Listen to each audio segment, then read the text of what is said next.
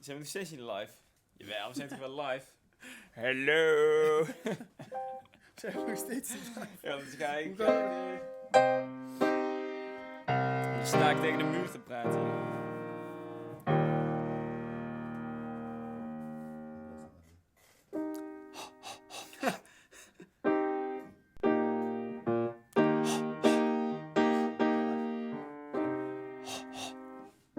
So live? We finally made it. We're live. We had some Technical issues. challenges. Challenges. Yes. So now, 2 almost hours. 2 hours later, Fashionably late. fashionably late as ever, it's time to make some music. And as we promised you guys, we're going to do a little bit of Q&A today. That will be later on. I can imagine that you guys wait so long that you don't have too many questions now. You just want to make some music together. So that's definitely what we're going to start with. We promise you guys a track from scratch. Which is what's going to happen today. So usually tracks start over here. This is the piano at our studio. The piano. Just gonna play some stuff. You guys can type whether you like it or not. That's right. I'm just checking. Dat klopt toch? Checking with our technician. Sounds awesome. So yeah, so you guys can just type in what you like, and let's make some music together. Yeah. Let's try and see if we can figure something out. Let's try and see if we can make something from scratch at the piano. In the meantime, I go to our first studio, actually, because we have 2 studios where we can work and make music. I'll show you everything. And we will show you everything how we make music. So I will go upstairs to the first studio to just start a little template, adding some kicks, some other stuff. Actually, the usual stuff where we work with, like the instruments that we use. I will explain that later on. First, let's go to the piano because Lucas he can't wait to start. My fingers are hot. Tinkling and hot to play. So I'll just give a shout as soon as I think I've come up with something. Okay. Cool. And I'll see you in a bit. Succes, ja. Top. Usually I just start playing some stuff. I'm definitely not the best piano player out there, but I just do whatever sounds nice. Just see where we end up. And meanwhile, it's not going to be a 12-hour long presentation. We're just going to do whatever we do. And if you guys have questions, we might, just turn to you guys, direct ourselves to the camera, and give you guys some answers. But for now, let's focus on music.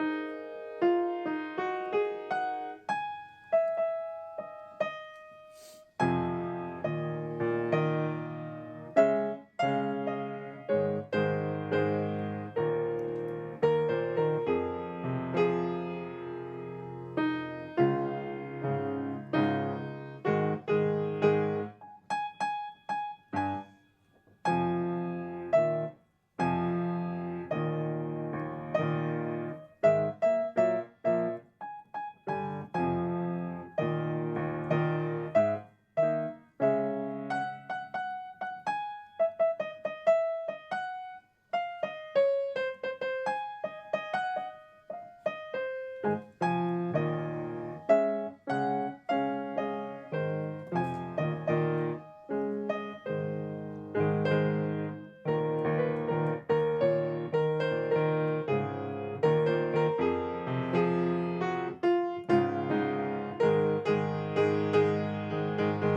what I'm doing right now, just explain a little bit. I'm, as you can hear, searching for something cool. I found something that I like, and I'm trying to elaborate on it. It's you know the first part.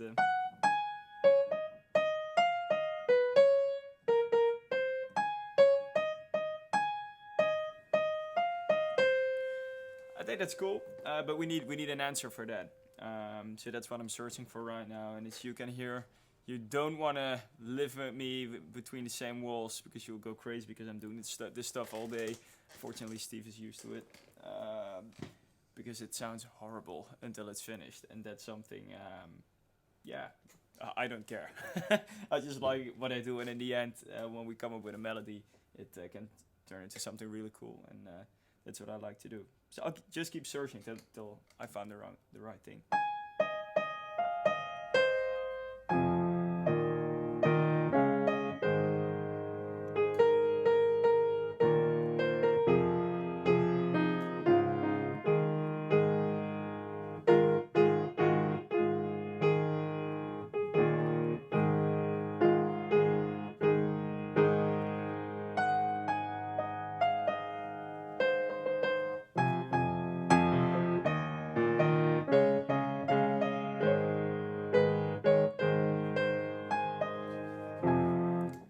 Steve, what do you think of this? It's okay, but it's I don't think it's quite there yet.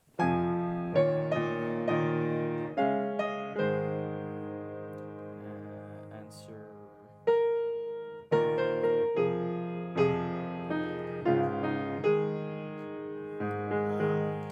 Play one more time.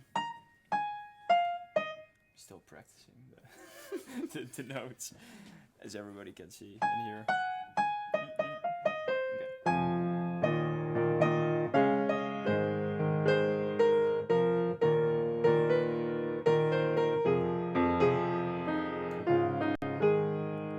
It's pretty cool. Maybe you can do the melody like the B part twice.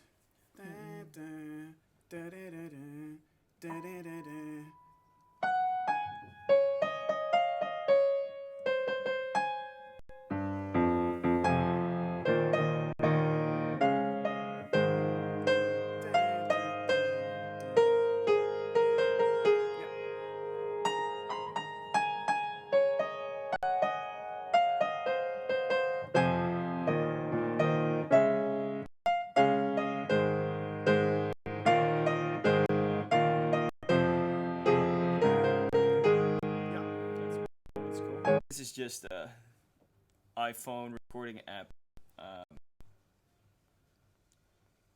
You don't want to hear this. This is all. This is what I do all day. Let's fill with some stuff. It would be so much easier just picking one of the things I've already recorded, but we were stupid to promise you guys a live stream with a track from scratch. So now I find myself busting my balls here behind the piano, but that's okay. That's okay. I like doing that. Okay, here we go. I'm gonna record it, so we can get back to it later after we've tried some different things.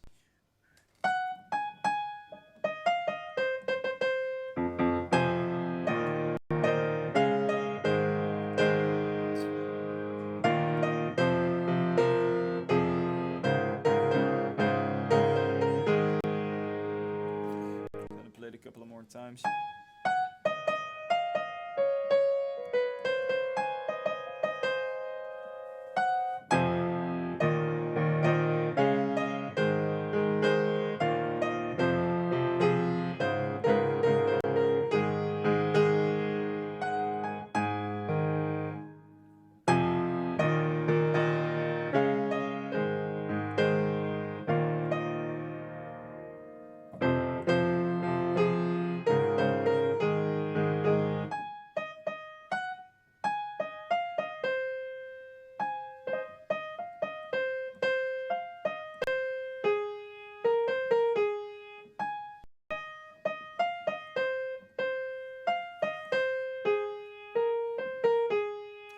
helps just doing just the melody with one hand, doing it a couple of times as soon as you've come up with something, and then combine it with the bass and the chords later on.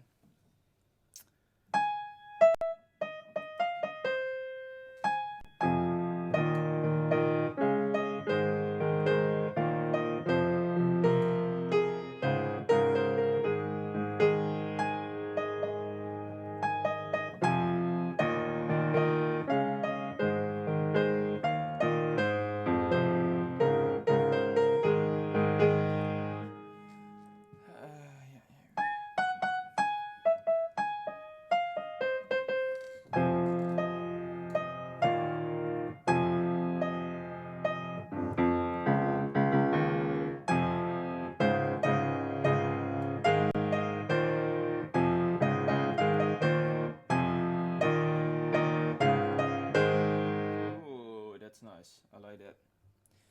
What I changed here is just adding another bass note. So first I went like this. This is okay, but now let's go for a second part maybe.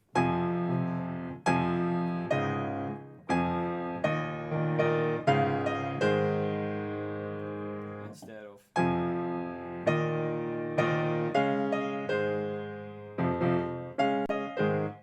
same note, different octave, gives it a little bit more balls. I've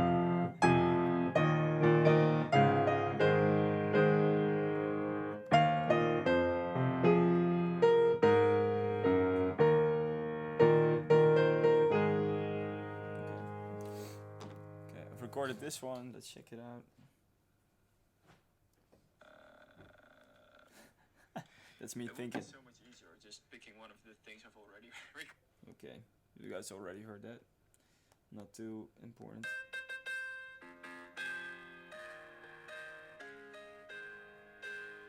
Always cool to listen to it through a different system. That way you just get a different perspective and you can reflect on it a little bit better.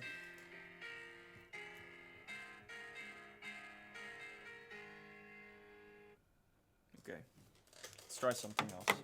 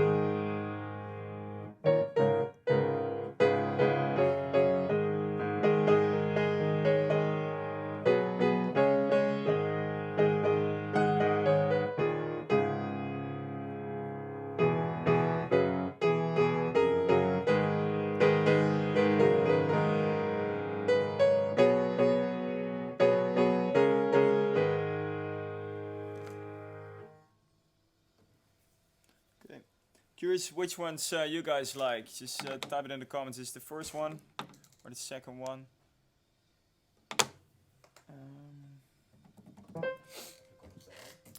Wat zeg je? Nee. Whether I have the comments in front of me, I don't. I was recording.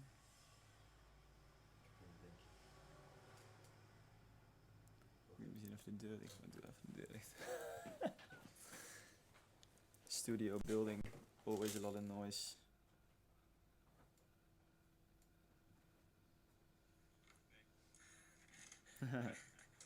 That's funny, we're behind a couple of seconds. Okay, maybe combine them by Brian. That might be a cool idea. First one, second one, first one. One is class. Okay. Studio building. Alright, I see a lot of first ones. Okay. Good to know. I think the first one is ahead a little bit. It's a little bit melodic also, I feel. Second one is a little bit more powerful. Could be a cool club track. Whether the first one is a little bit more, commercial. We could go ahead and write a lyric, a vocal on it. Unfortunately, we cannot invite any vocalists to the studio due to the corona virus. We don't want that. So we it's just not a good idea. But maybe something for later on. I'll just keep looking for a third one, and then after that we're going to decide. Let's see what Steve thinks.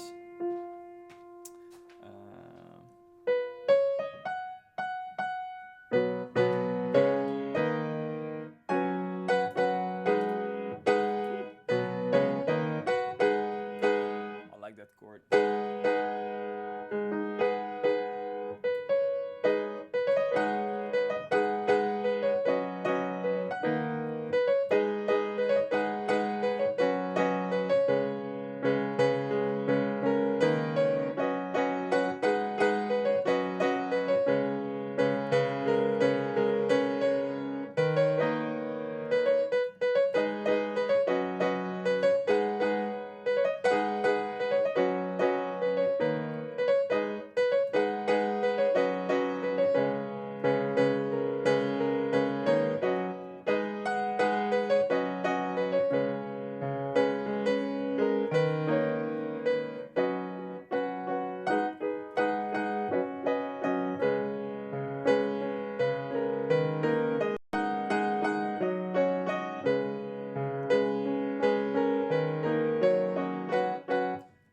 Could be a hip-hop track or something, but that's not what we're creating today. A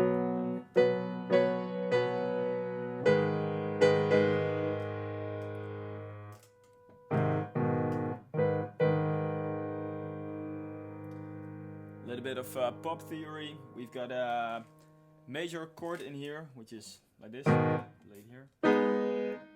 So that's a minor chord. What we always like to do is just, transposing the middle note an octave up, because that makes it sound very light and euphoric.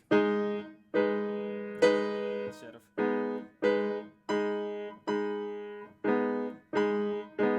hear the difference? Just something really basic.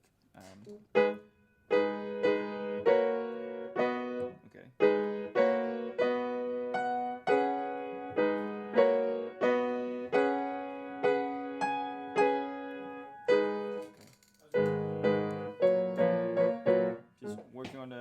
I had a second one, just recorded it.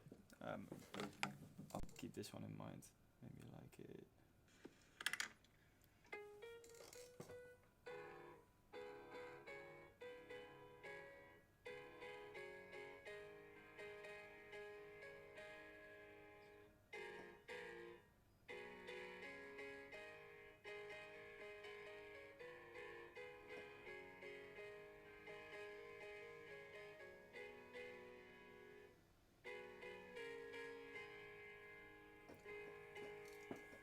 I think the first one is better. It's a little bit better. Our crowd agrees. They Crowd like the agrees. first one better. Good. I could be onto something here though. Let me think.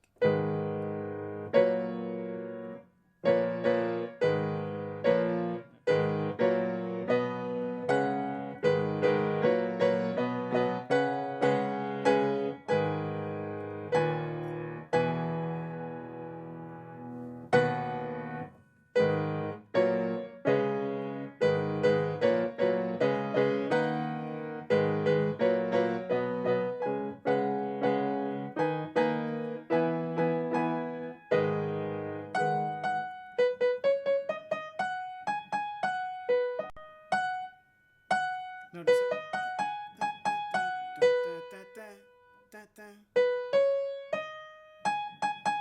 Do, da, da, da, do, da, da, da. Yeah, that's one. Closing down. Closing down. Okay, wait.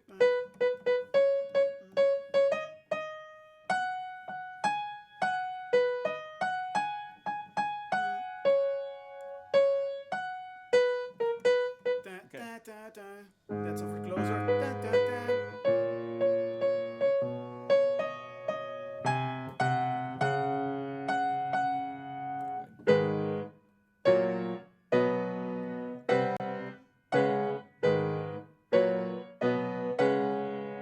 That's cool.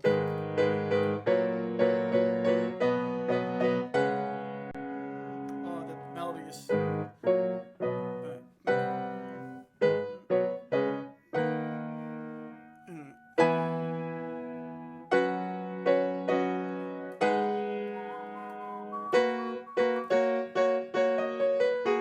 Pretty cool for a break.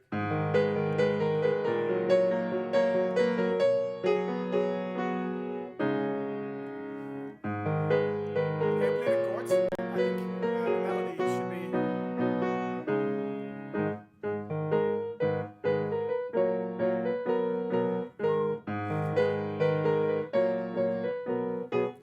Wait, let's record the first part because that was pretty cool. I think.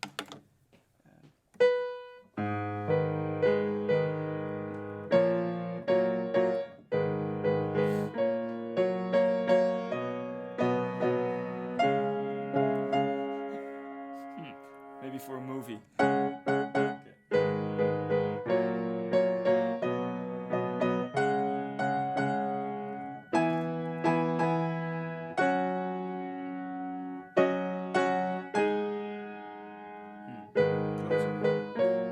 What do you guys think?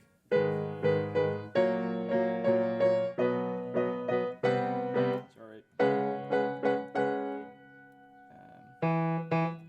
gonna go low.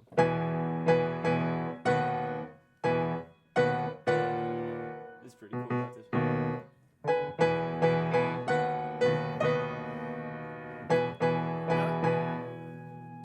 That's the melody. Melody's cool, Melody's right? good.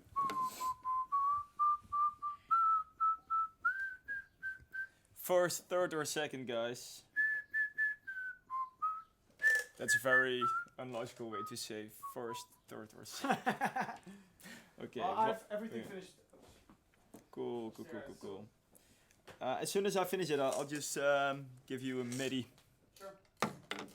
Grand piano MIDI recording happening here. Now I'm just gonna go upstairs, grab a MIDI keyboard, and use and just record it into my laptop. So and then we can just put it into our computer. We could also just record the piano, but like usually if you want to record the piano, we just do it later on in the process because you're tweaking melodies. I mean, even if there's something we really like right now, you guys like it, we can still, later on.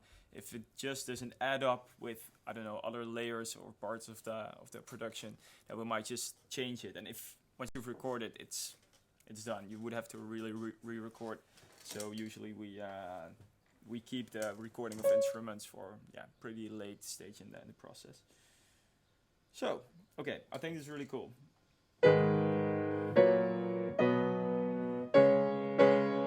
Cool chord.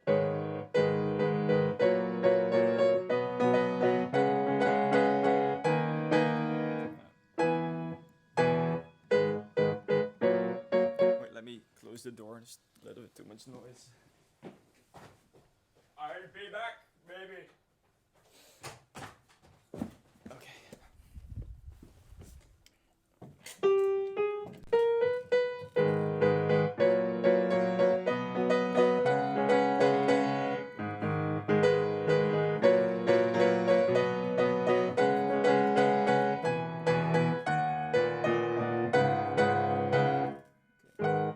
Let's first see what you guys think. Maybe you guys hate it. That would be.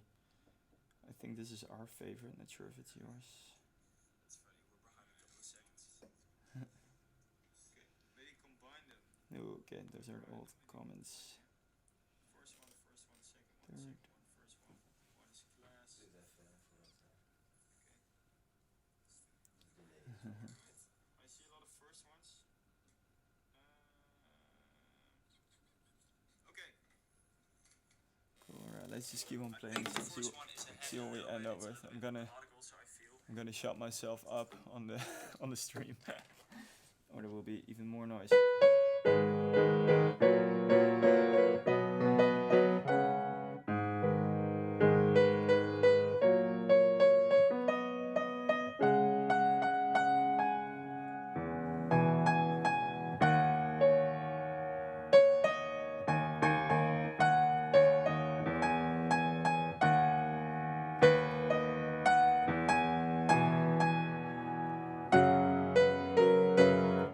That would kind of complete it, I feel.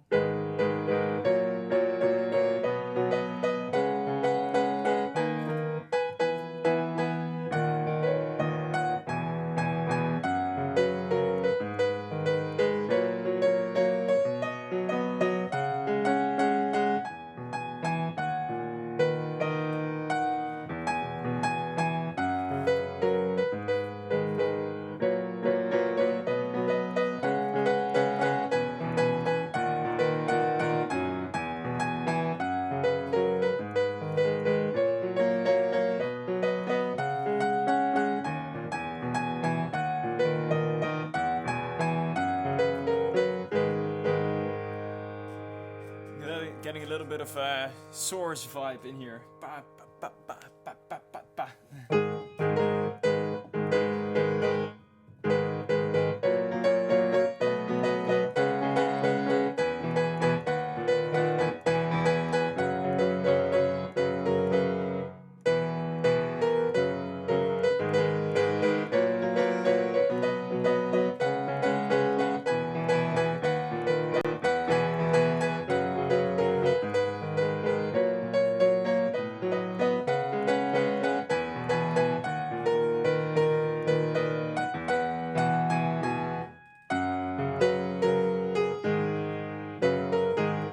Okay, we need an ending, like that's cool.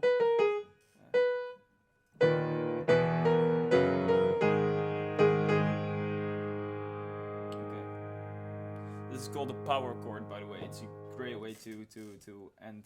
Well, I mean, there's so many ways to end your chord scheme, but in the end, we just like doing that. It's just having the first note, seventh, and actually nothing in between. This is, I'm playing this one like 3 times in different octaves, and then just adding this one. Yeah, okay, as easy as that.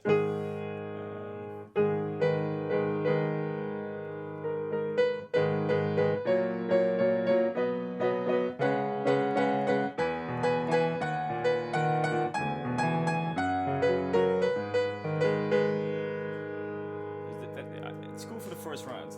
Let's see what the second round will bring.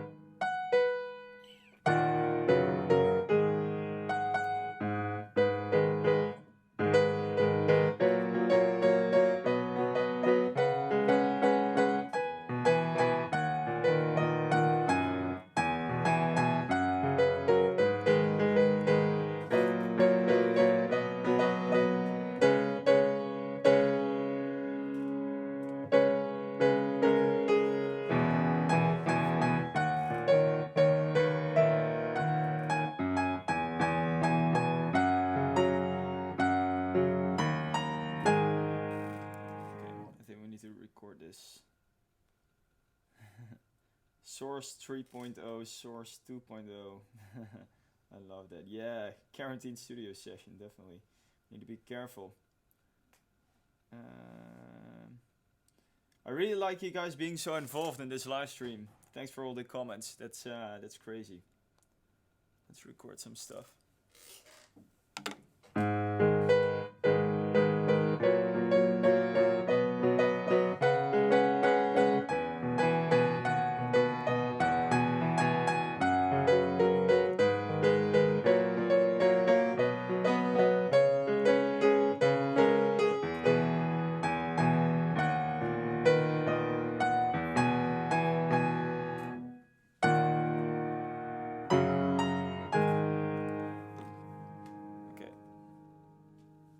Sometimes it just gets too complicated to play one straight away. I need to practice, but I think this is sufficient to show Steve. I'm gonna get him real quick. I can you can follow me with the camera. I can get him and call him even. We're in 2020. We can make phone calls. Fuck yeah.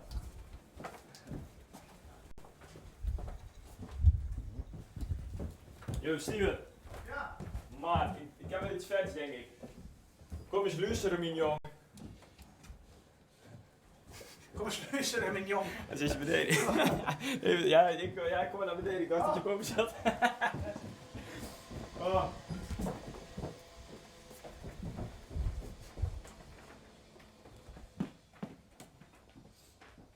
Je midi ook al, of niet?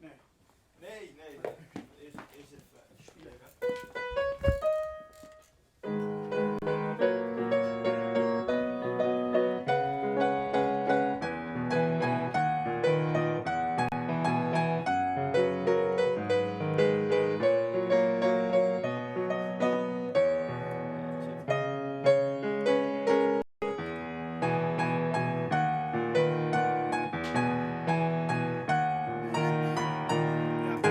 Ja.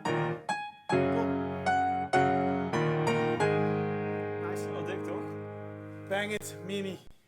Ja, vetter dan die eerste? Yeah, I like this one more than the other one. Yeah, sorry, English. We're I super think I like international. this one more for like a clubby vibe. More Yeah, I like think so. clubbyish kind of track. Yeah, we might want to save the other one. Yeah, save the other one and then We use recorded this it one anyway, for, so we for can. this track. Yeah. What do you guys think? I saw a lot of enthusiastic reactions on. Yeah, I actually, think the second one is definitely the least popular. We can say that. Now we're I think here. one is, or the last one. I think we should go for the last one.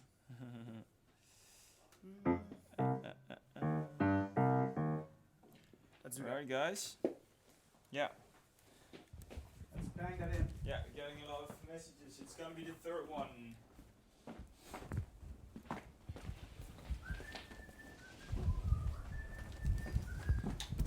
So, you're at the studio. Important moment. Jeroen, say hi to our live stream. Hi. That's a clear hi. Jeroen is a good friend of us. He owns the place. He's been in the game since the time when there were still dinosaurs walking the earth. That's not true. It's not at all. Not at all, actually. He's a great guy. Yeah. I can record it there for the less latency. You don't have to. Yeah, cool. This is not sure if you guys have seen it already, but this is the actually our main studio. Now we've got a second one in here. You guys still with me? Come. Okay, that's strange. I shouldn't do that too much. What do we have here? It's Ableton. What a surprise! What a surprise. I never expected that. As Lucas was saying, this is the second studio. Actually, the second studio where we like drop all the ideas and just try to create something like from scratch. Then we bring it over to the main studio, which is over there. So actually, Lucas works here more than I do. and that's because Lucas starts the project like 70% of the time, and then he bangs it over to me, and then we're gonna finish it and produce it. Beautiful. Wow. So this is the second studio. Yeah, the Lucas studio. It's kind of we Yeah. we're working together a lot, but it saves Sometimes a lot of it's fun. time if you can just work simultaneously on 2 different projects. So that's what we're doing here, and so far we're pretty happy with that.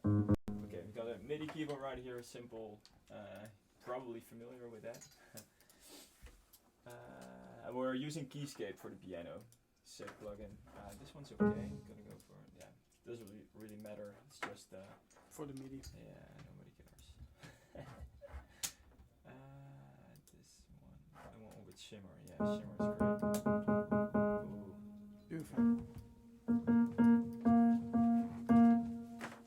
I always record it really slowly, just on a BPM of 100, because otherwise it takes me too much time to practice whatever I'm playing. A little click. Okay, let's get less latency.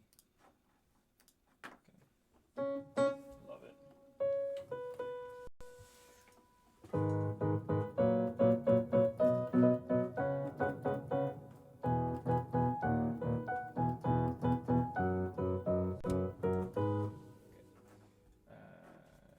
Let's make a hotkey for recording.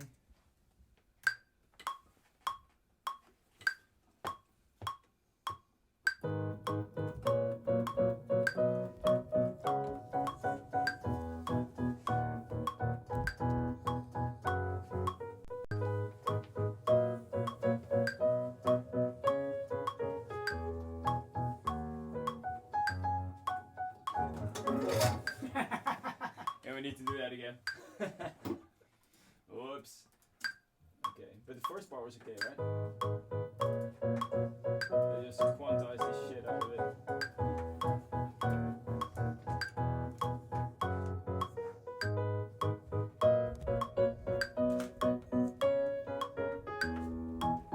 Now comes my favorite part.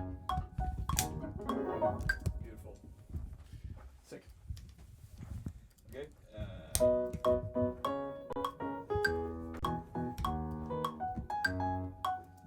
Just actually gonna record the last part because the rest was okay. Yeah. All right, bang it over. Bang Yeah, bang. finished. Okay,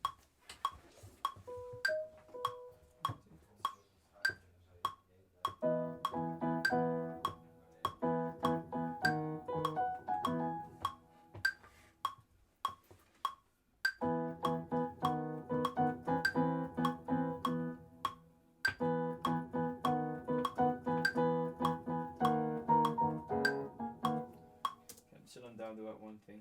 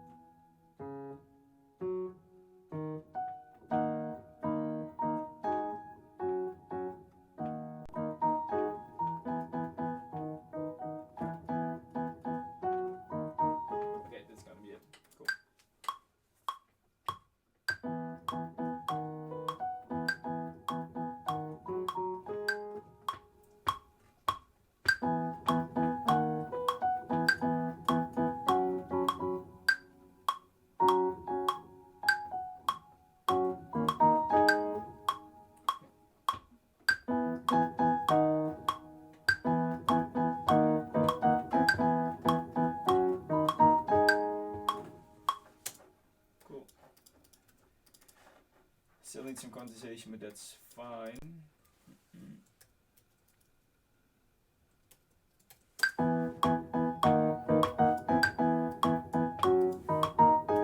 Okay.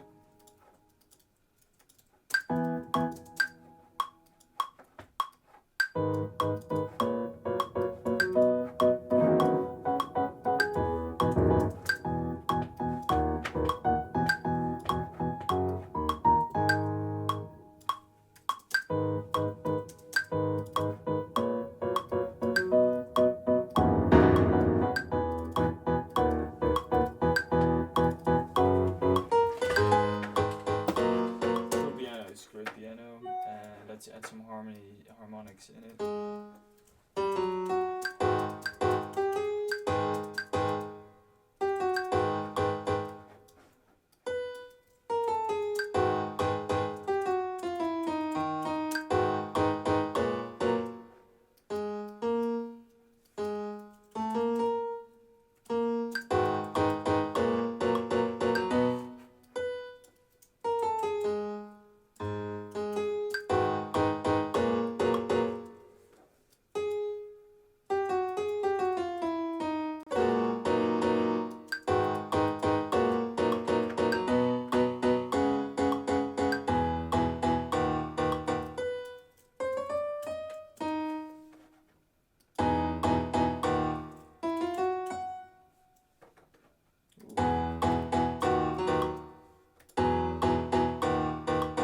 Okay, we can speed up a little bit now.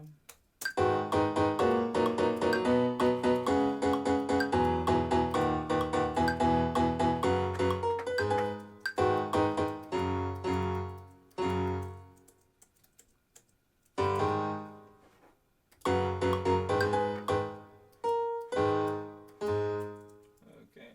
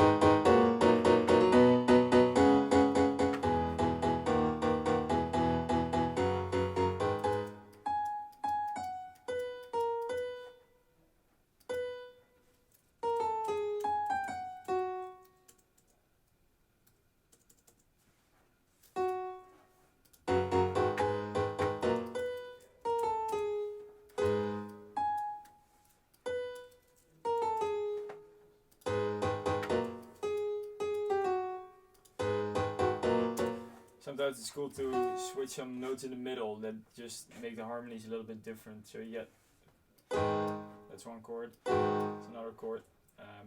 It's pretty similar, it's just one note.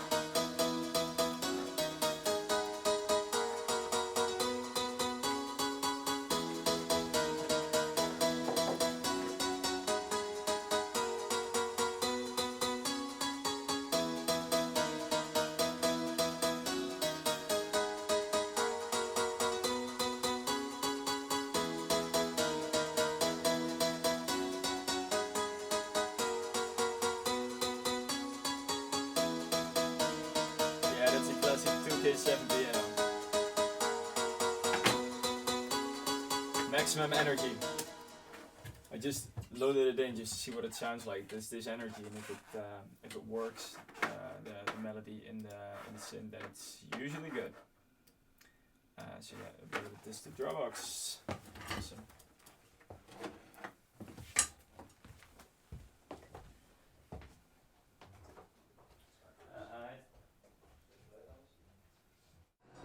Staat op Dropbox. Lijp. All right. So back at the studio.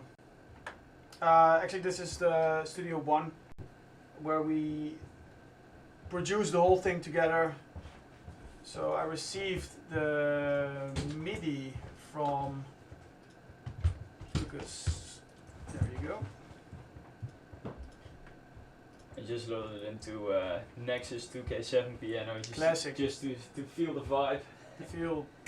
And it was nice. It's nice.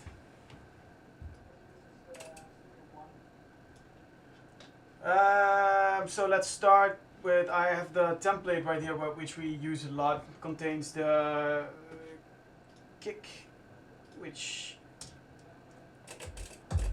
it's always nice to have in this dance track. Just 4 to the floor, some pianos. I will drop the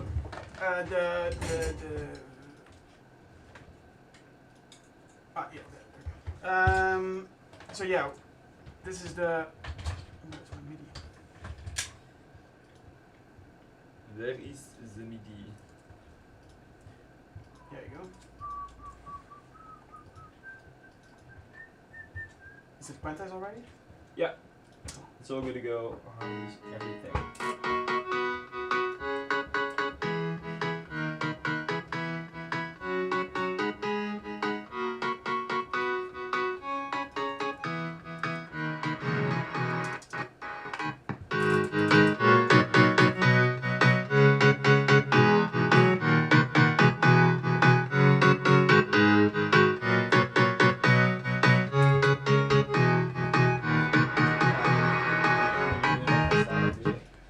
So about this template, actually this for club tracks is really useful for us to just drop in a template and work from there on, because we have some sounds that we love to use, which we really excited about in the track, and that is, which I was telling about, the kick. It's just the kick that we use a lot, and we know how to work with this kick. I think the first time that we used it was the Bass Jackals track. Yeah. Yeah, it's nothing very special actually. It's just some mixing things, which for every track is different. So let's keep it at this for now, and let's care about the mix later on. We have a nice sub called the Moog Sub Fatty. It's right over there behind the analog here. Google it and you know what we're talking about. It sounds pretty cool. Maybe you can even see it now. Right? Maybe. Yeah, I think should you be can good. see It's this it. one. I think you guys can see it. No. No. Nice. Okay, not able to hold it. Too many cables. So that's actually where we start with. Then we have some classic effects, which we processed and we bounced. So nothing very special, just mixed off. Nice. Some rhythm things going on, which always makes it special.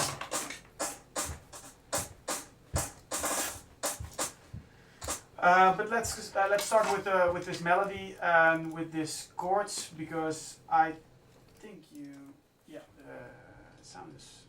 Let's kick off with the M1. Boom. This is one of the pianos that we use for probably every track. It's a classic M1. I think you also have it in an analog version or in a desktop version. We have the plugin. It's called the M1 House. Yeah, I think you probably heard this plugin in or the original sound in a lot of songs. For instance, Robin S. Show Me Love. That's the plugin. It's really easy to use. It sounds pretty awesome if you mix it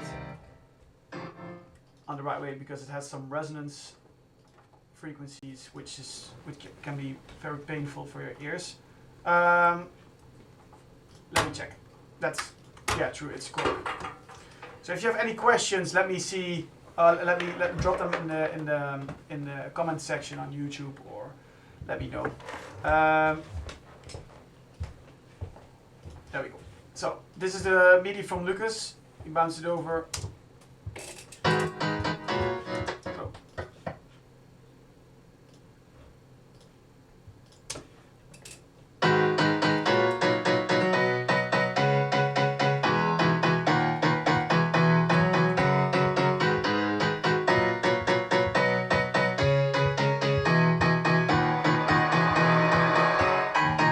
Feeling sure about any harmonies, it's just like first cool. thing that popped up in my mind. Yeah, I think it's nice. Alter it. First, put this down. I've got some ideas for some sounds. Okay, cool. Rebecca, go Yeah, to, sure. Studio 2, do it.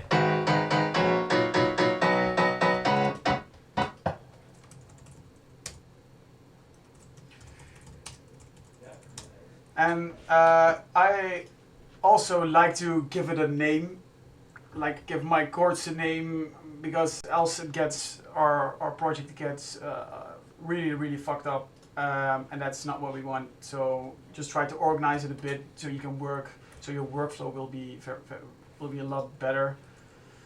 Let me check.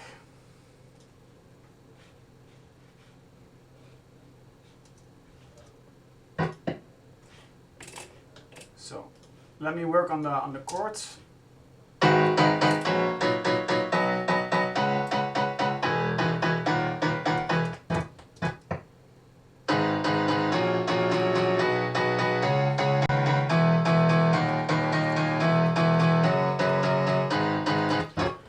That sounds pretty cool actually. And if you now let me add some bass, some. That's cool. Nice.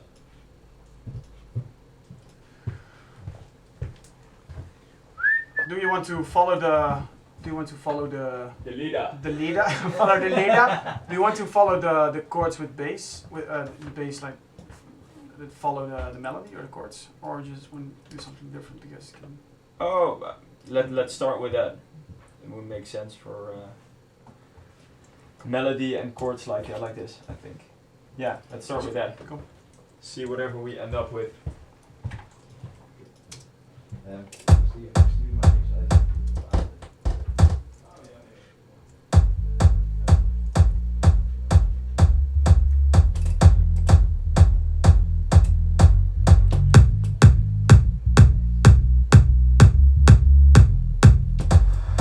Pretty cool.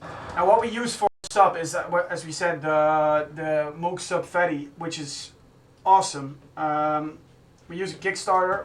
That's just because we want to make space for the kick to make it pop out. Then a classic one, Pro Q2. It's actually from FabFilter. I love these guys. They make awesome stuff. And then we it's a preset called Bass Control, which keeps the sub in control, because you don't want to end up hearing that note, for instance a C, which is not really like a bass note, or a C sharp, which is not, you don't feel it that much as a G or a F or a F flat. You don't want to you want to have the control of your bass, so that's why we use that. The other one which we use is the classic clipper, which is awesome, and we bang it open 15 dB, slope on max, and then just creating some space, some headroom, which makes your bass sound really tight and controlled.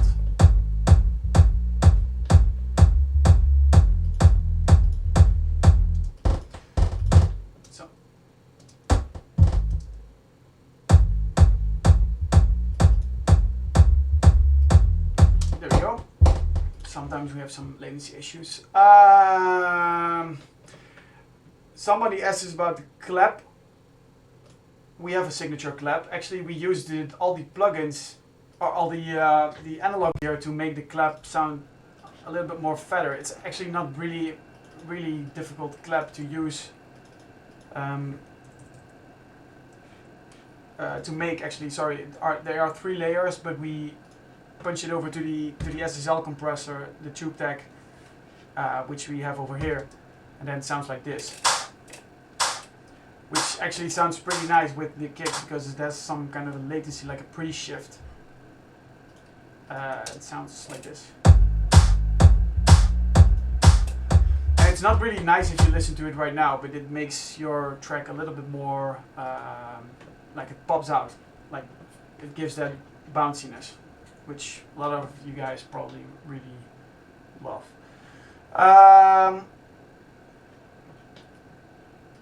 Alright, there we go. So the first M1, that's the first piano that we always try to have for the bass, for the solid piano that we use to give it a little bit more like a round feeling to the track. It sounds like this.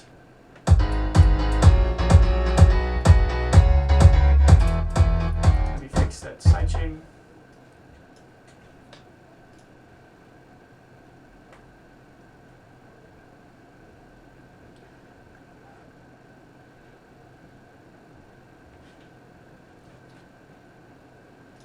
There we go.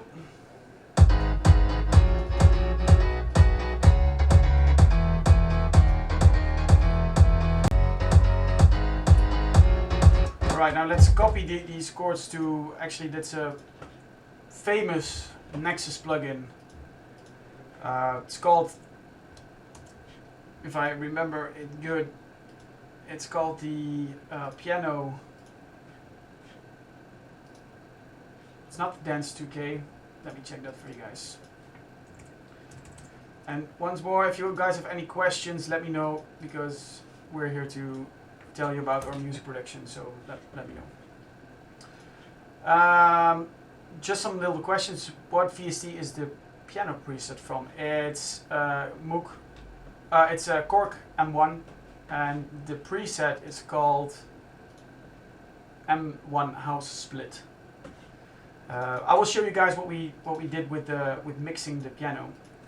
It sounds pretty cool actually without the processing, but it sounds like this.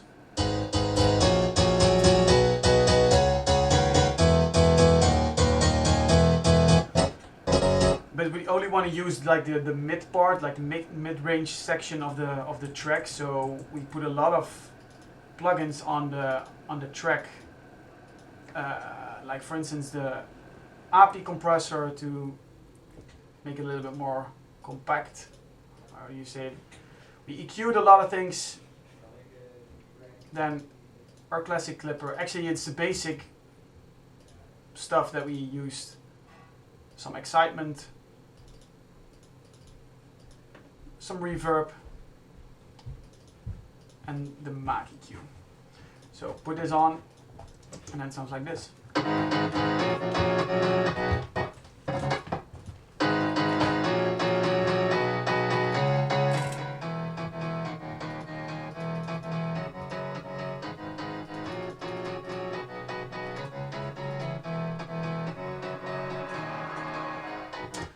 Okay, let's move over to the next piano that we use, and that's the Nexus piano. It sounds like this.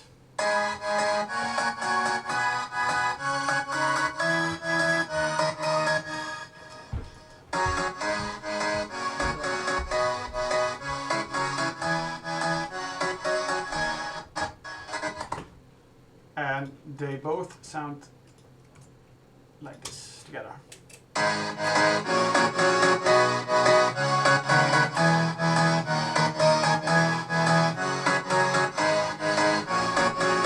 Sounds pretty cool actually.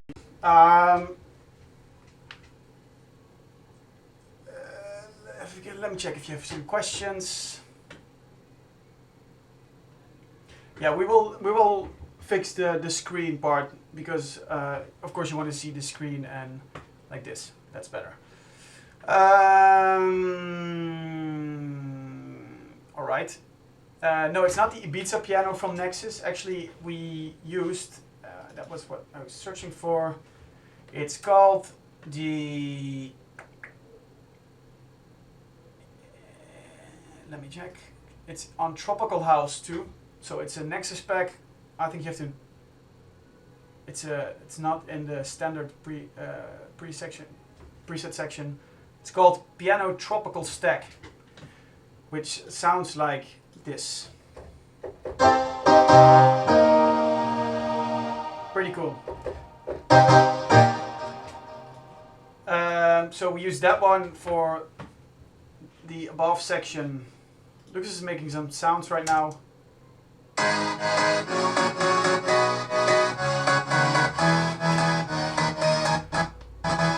And actually, if you play with the sub, I think you should be there already.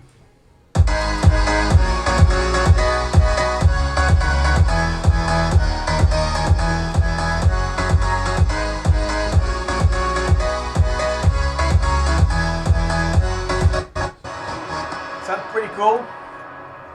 Now let's add some rhythm things, some claps, and the audio.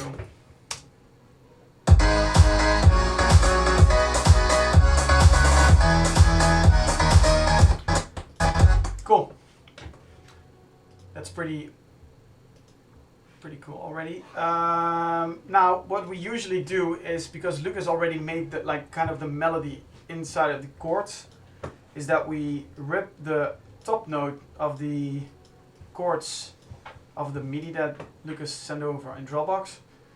Then we copy all of those top notes, and that's what we use for the melody, because that's the part that everybody gets. Like, everybody listen to that part. So that's the part that we really want to use. So let's bang it in. There you go. And I made a sound which is a preset from Spire, which I really like. Spire is awesome. Some small processing, because we're not gonna mix it now. It's just let's keep it there. A bit shorter.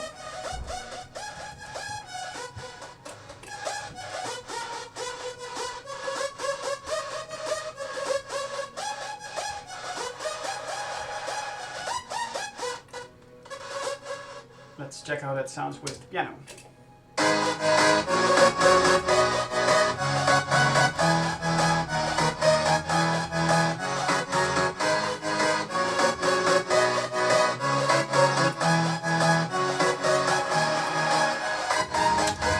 I think that sounds pretty cool.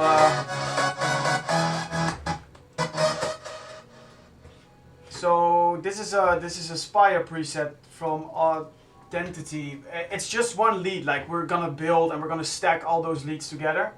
But this is the only thing that the only part that probably needs the energy. That's where the energy comes from. So we just wanna, like, we're gonna stack this.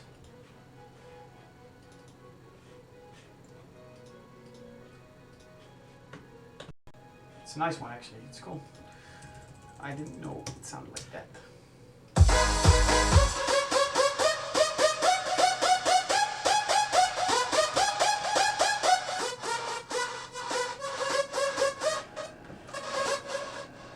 So it sounds like this.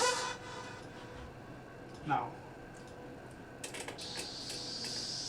yeah, some things going on. Let me check. Sounds like this.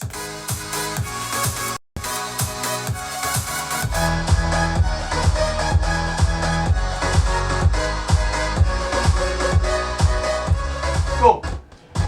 Well, actually, the drop sounds pretty cool already. I got some questions about the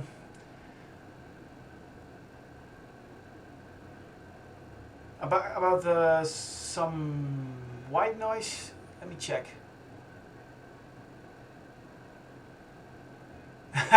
somebody asking who's a better producer, you or Lucas? Like, actually, we kind of do different things. Like, Lucas is really good in starting ideas and doing his thing with piano and chords, which is awesome. Actually, we can do the same things, but Lucas is way faster than I am on the piano.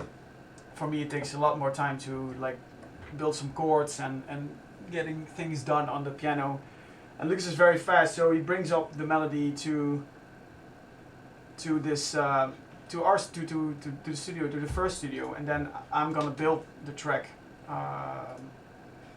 which we do pretty often. Then I'm starting to produce, and most of the time I do like mixing and mastering because that's what I do faster. So it's like a kind of a crossover. Lucas builds, then we go to the studio together, build the whole track, and then I do the end project and the end mastering and mixing. So now let's stack some synths. Of course we need some bass. And I'm actually looking for something that makes I have the sub and the kick already, the sub already, so we can use that one. Well, let's get for some. I need some thick bass sounds to add on the sub to make it a little bit more.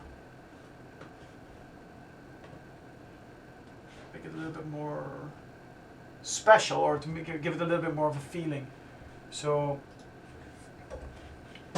this is the MIDI.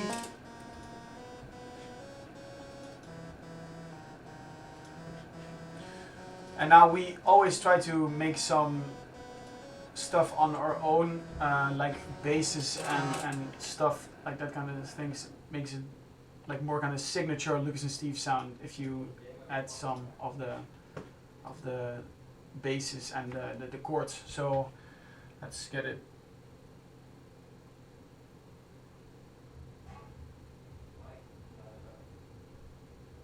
What would be nice? Let me check.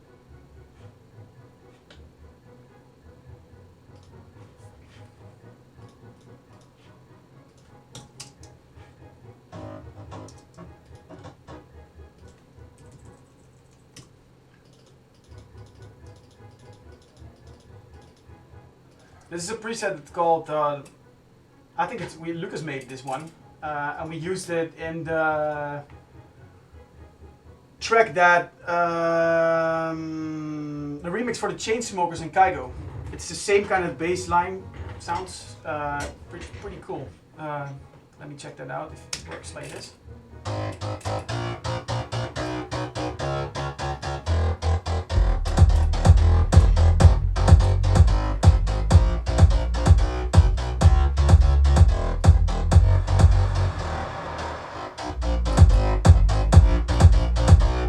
Sounds pretty cool. Now let's add let's mix this into the sub. We get rid of the high end because the high end is not the part that we want to use because we have the piano already. So you don't want to stack all the things in the higher sections.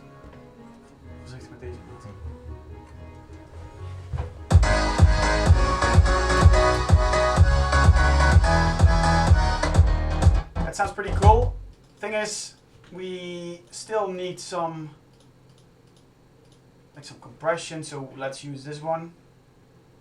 Classic T-Rex always works.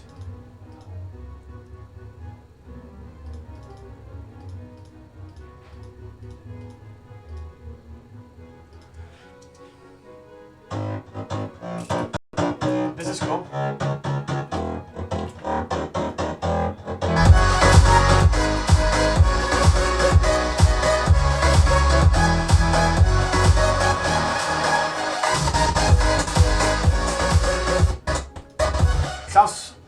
pretty cool actually.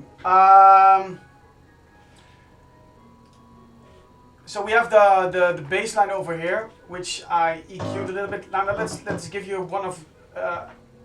It's actually a pretty useful tip that we have for you guys.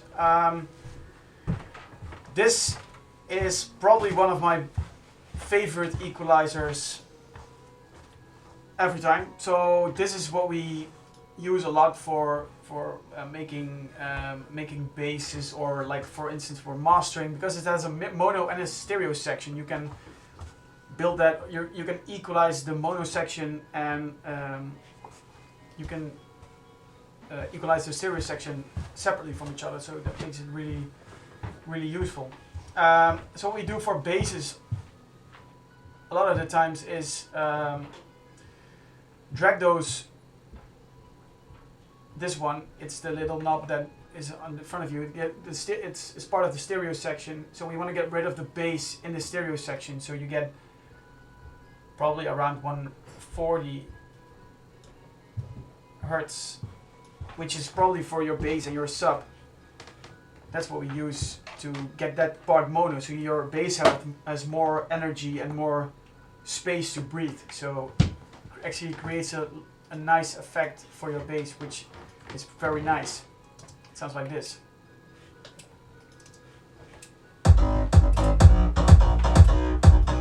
Without, it sounds like this.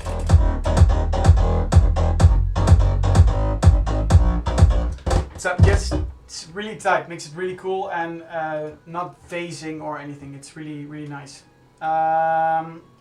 For this one also, like we get a lot of questions about the side chaining.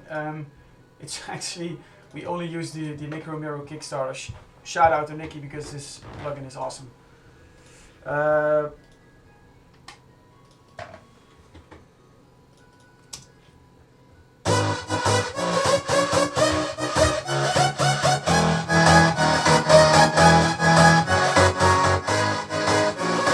Pretty cool. So let me check some questions. Yes, we're from the Netherlands.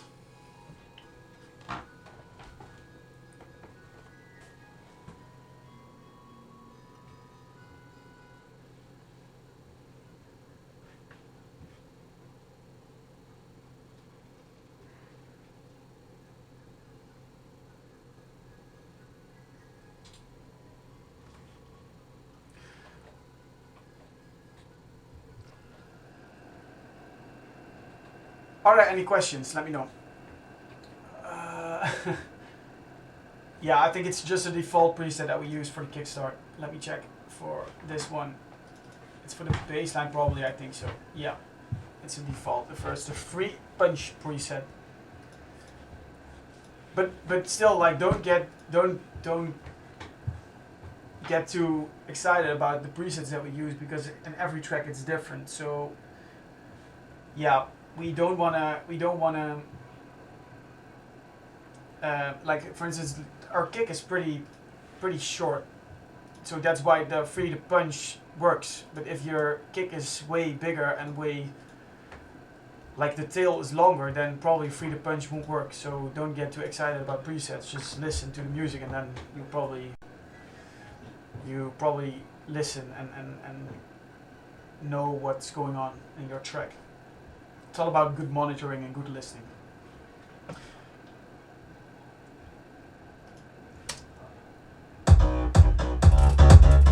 Wow, Lucas is making sounds. Actually, what we have on our master chain is, for instance, well, actually not that much.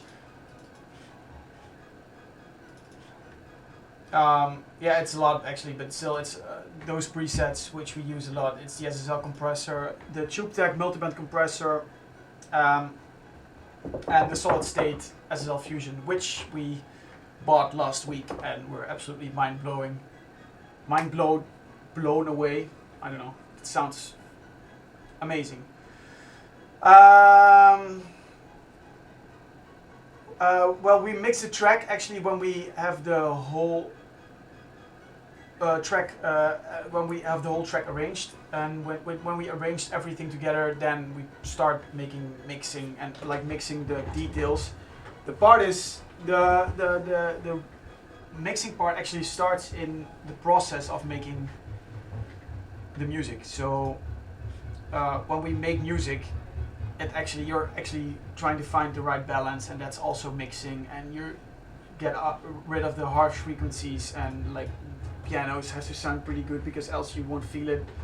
So you're mixing it during the whole process, and then the final details you will do at the end of the arrangement.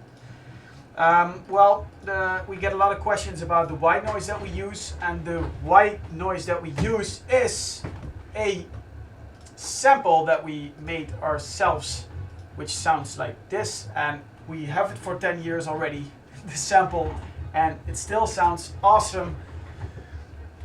Some light EQing, just get rid of the low end. This is one of my favorite plugins called BX Refinement, Brainworks. If you listen to this one, you will make your frequencies go, the harsh frequencies go away, and just a slide of kick starts going on, so it sounds like this. But that's not the only part. We used a sample, I think it's in Vengeance.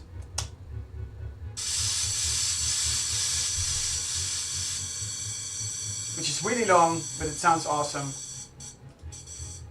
We always have this one in our track, so it sounds like this now.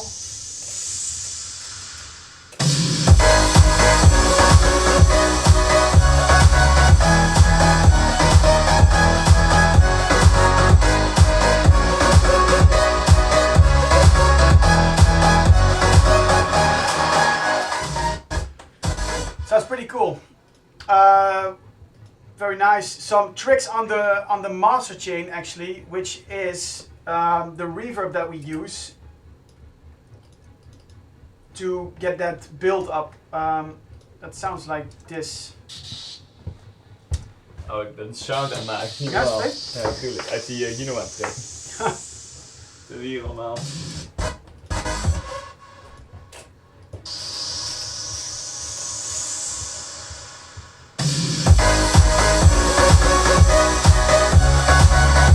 Steady man. Oh, cool, hè?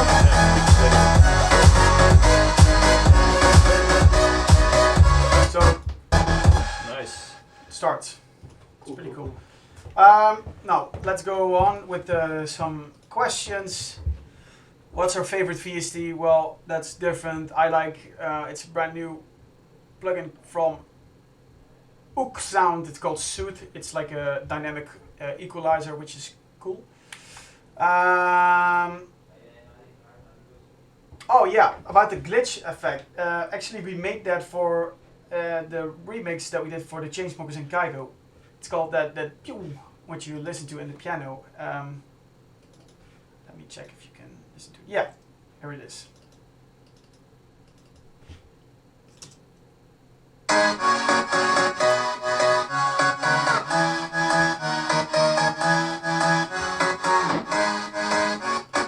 That's pretty cool actually, and that we don't use it all the time, but sometimes it just gives your track that dimension or that dynamic thing that really needs for the next part.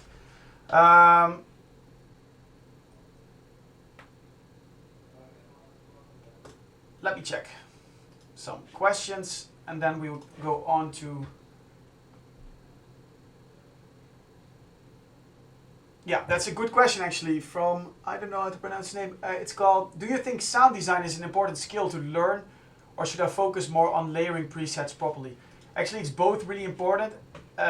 Well, what we know from creating sounds, like learning all the skills to create something brand new. For instance, the bass preset gives your track that signature of your own. So that's pretty important, I think, if you want to stand out from all the madness that's going on right now in dance music.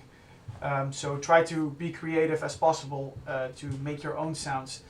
And making sounds is like a big part of making sounds is layering sounds. So probably try to stack, try to mix, try to do everything with LFOs, with amps, try to make it your own. And then one of those parts is like you can see making sounds for yourself is creating your own signature, and a part of that is layering sounds. That's how I see it.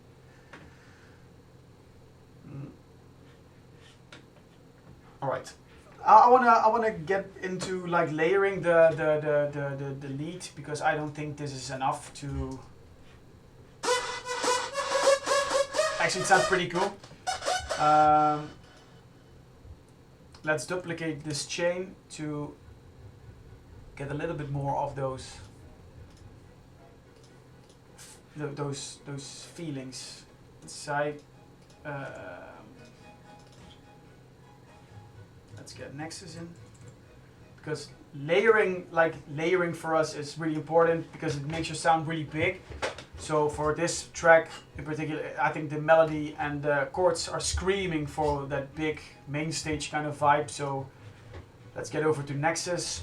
Still the same preset, still the same chain, and let's get in some sounds.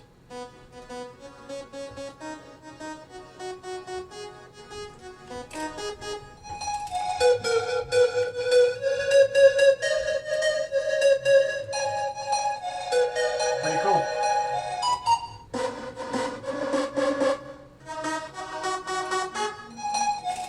I think this is pretty epic already.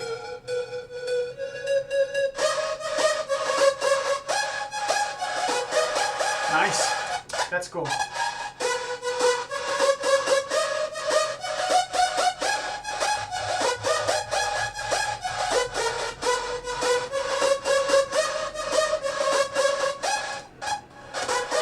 That's nice.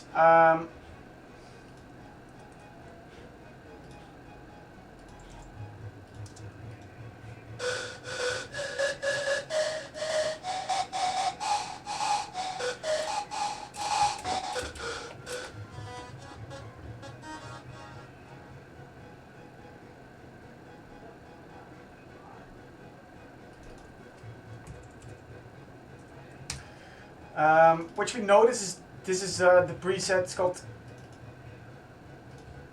It's from Nexus. It's called Attack Plug. Sounds amazing for leads, for layering sounds. Blends everything in the high end together, and that sounds like this together.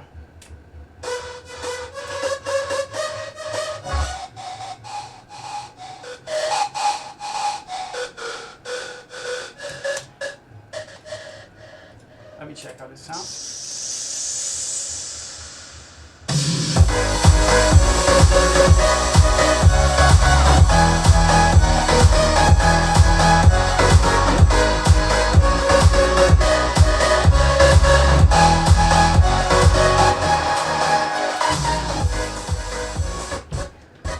Cool. It's all about choosing sounds, because that's the whole vibe of your track.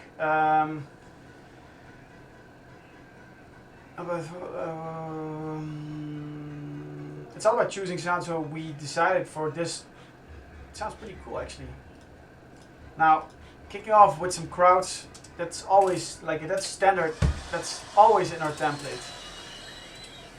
It's cool. Now I want to make it as easy as possible for Lucas, so I'm gonna start building a little bit from the break, so we can get it a little bit more easy on the.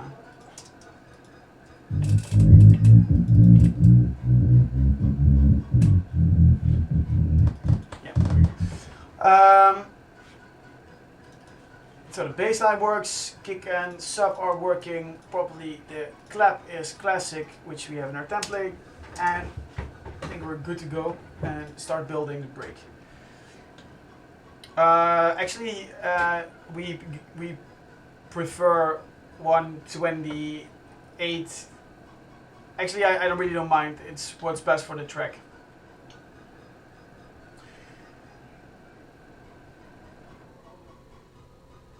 if you have some questions, let me know. Still, would be cool if you guys have something for me.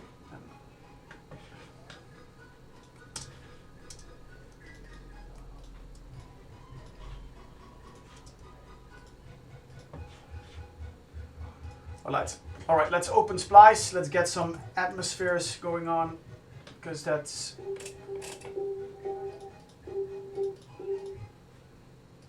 cool.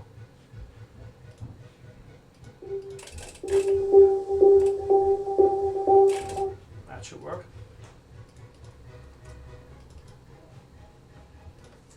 Maybe the right key.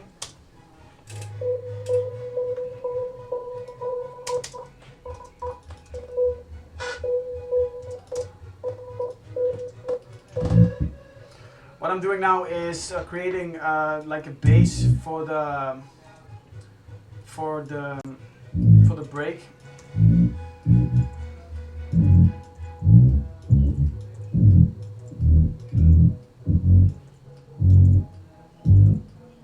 So we're gonna lay down the chords instead of playing the whole rhythm part, because that sounds very boring. So it sounds like this.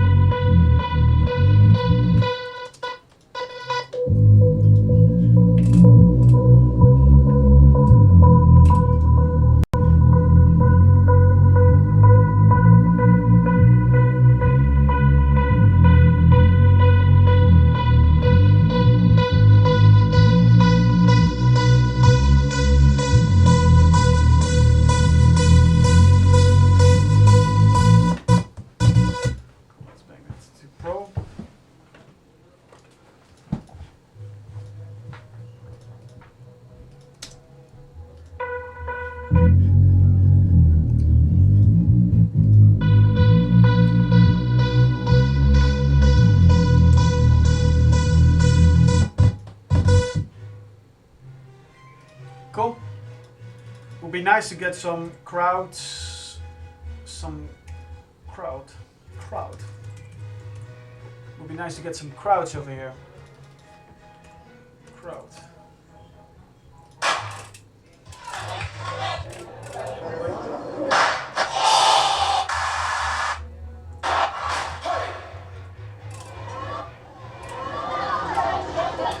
Cool.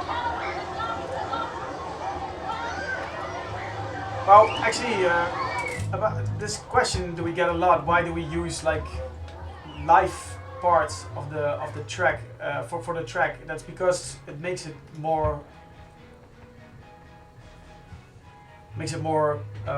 alive or something. That's a good way to announce it. So I have this, some beach crowds over here, just on the background with the Reezer and the atmosphere.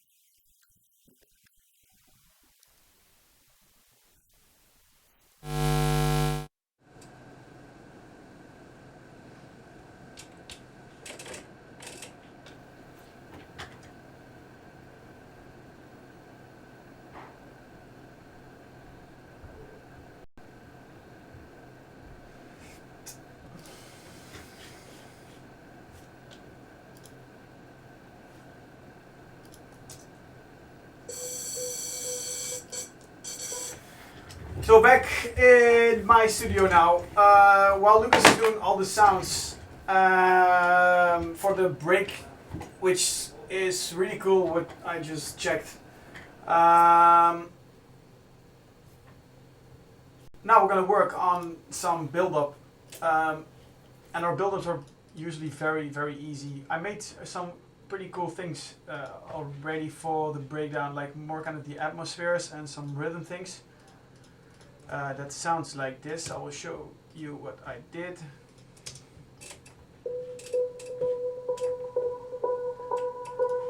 Of course, with the crowd that I showed you.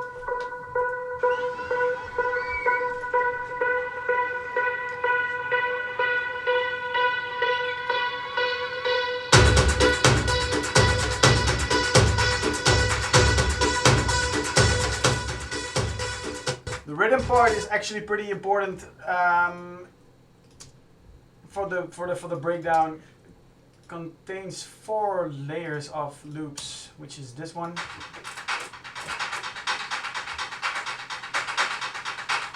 this one,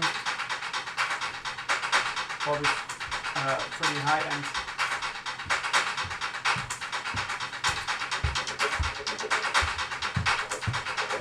I bent them just a little bit to the left and to the right to make it sound a little bit more interesting. That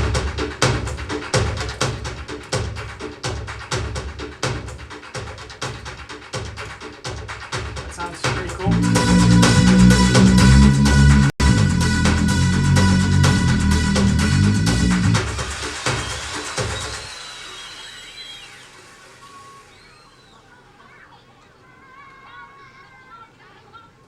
That's it.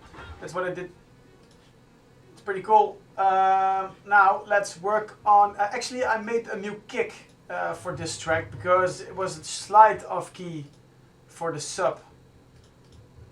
So the old kick is this one.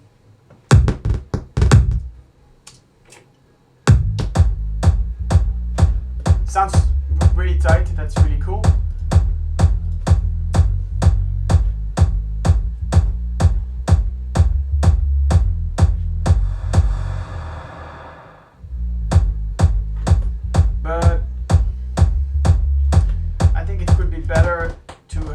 Slightly more inside the sub, so I made a kick in this one.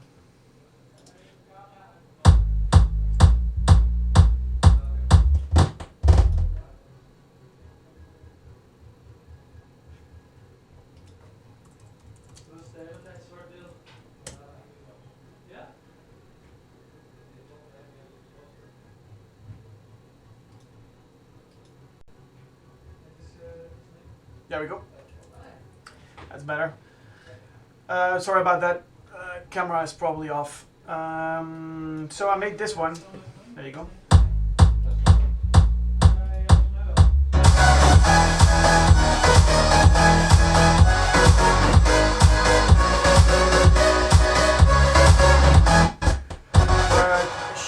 Let me know if you guys which kick you prefer. It's the first one or the second one. This is the first one in solo. It's really punchy. Or this one.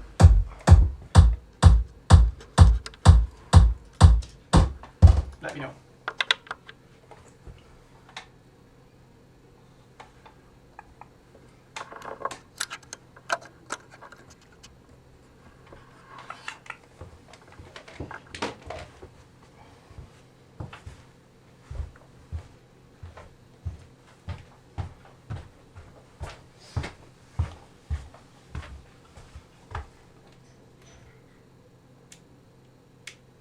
The first one.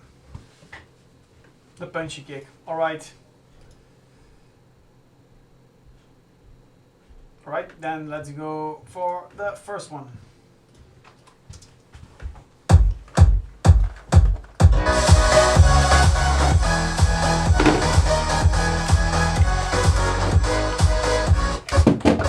At this part of the track, we're doing a little bit of EQing because I want to listen to it quite nicely. So what I did with this lead,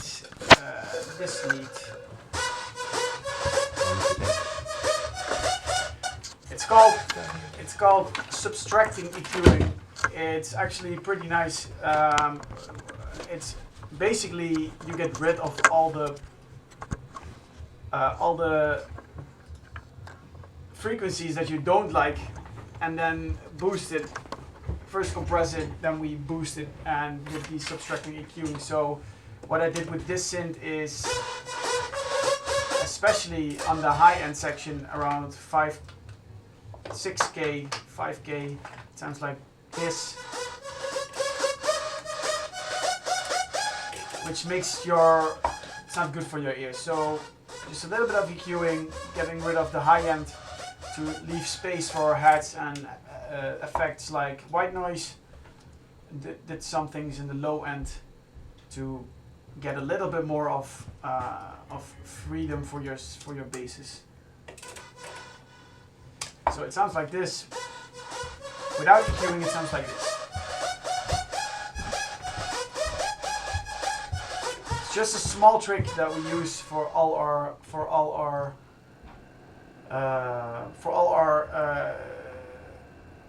synths and leads, but also for pianos, etc., etc. Like if you check out our M1 piano, it's all about the subtracting EQing. There you go. Looks like this, and it works really good to give every element in your track the own like his own part. So.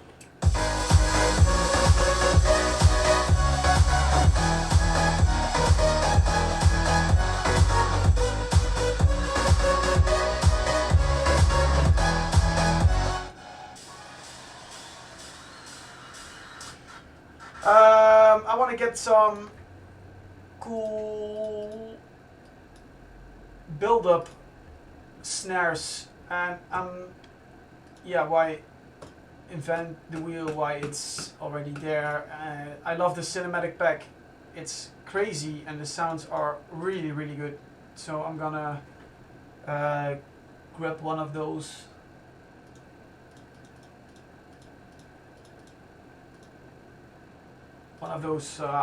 Loops, like one of those build-ups, which sounds awesome. Like the quality is insane.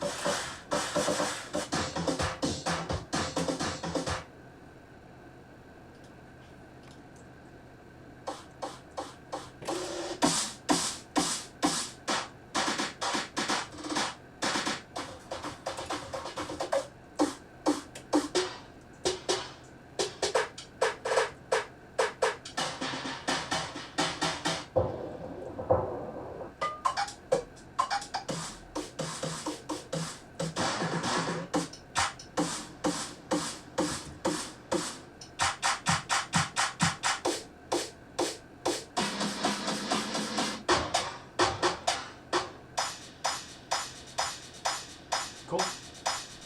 Now let's layer that with more kind of snare.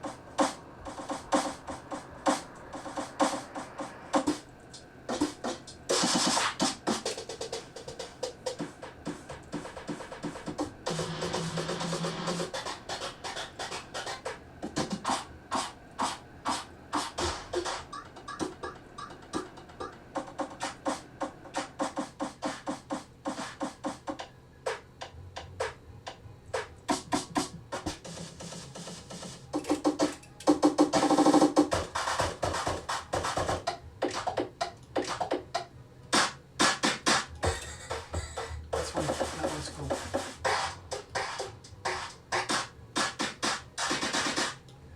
Actually, I only like the first part, so let's keep the first part. That.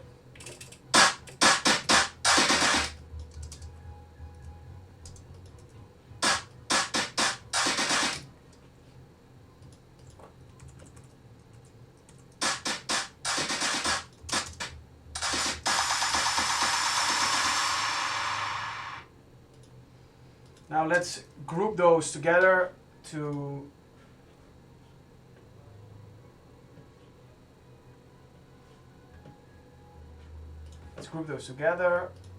get in like my favorite compressor, which is from Universal Audio. It's called the Neve Classic one.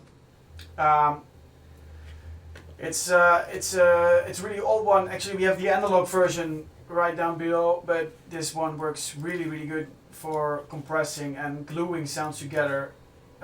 You also have a preset called the Fat Drum Group, or which one I prefer, glue it together for bus compression. So.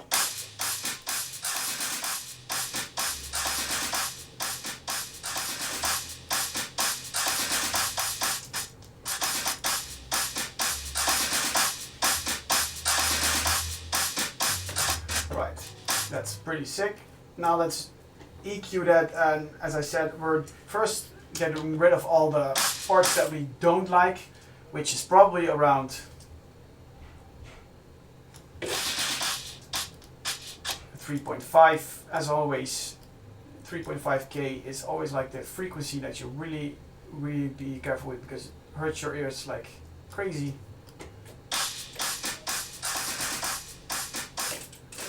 And I also think it's a little bit too much around 200 Hertz, which makes you be careful with that and try to get rid of that in certain instruments, because else your track sounds a little bit, it gets a little bit boxy or a little bit muddy, which you don't want in your track. So that's always around 200 around. So check that out. It's always like this.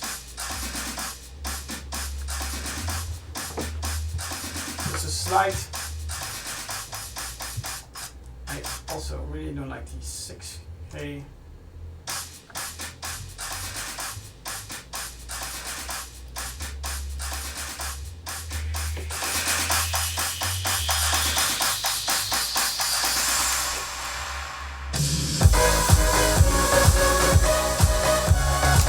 That's pretty cool.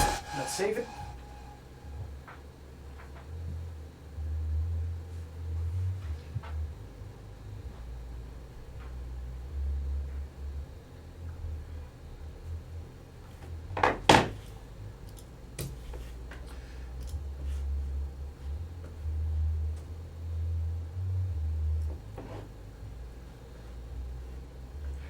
The piano that we used in I Could Be Wrong is actually the same as we use right now, because it's the M1 piano from Korg.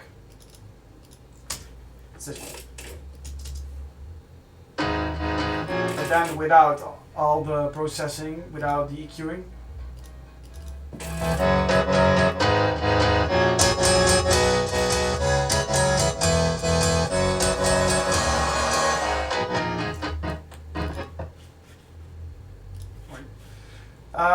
Actually, when I listen to this piano, I really don't like the reverb, because it doesn't give me that hands-up feel for the reverb, that like it glues your mix together with the leads.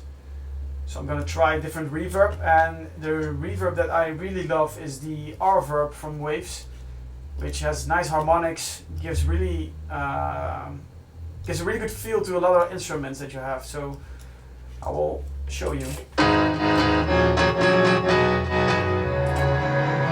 It's pretty sick reverb.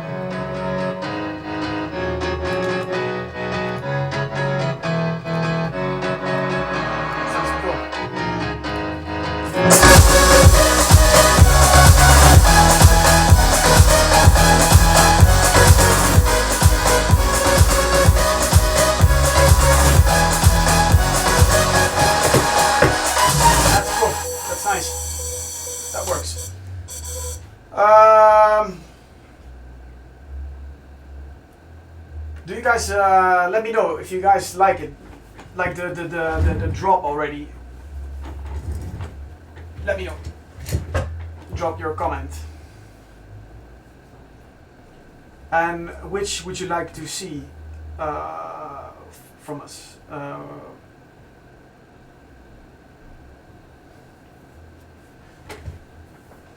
getting some questions. Let us know if you what you want to see and what we can do to improve the track.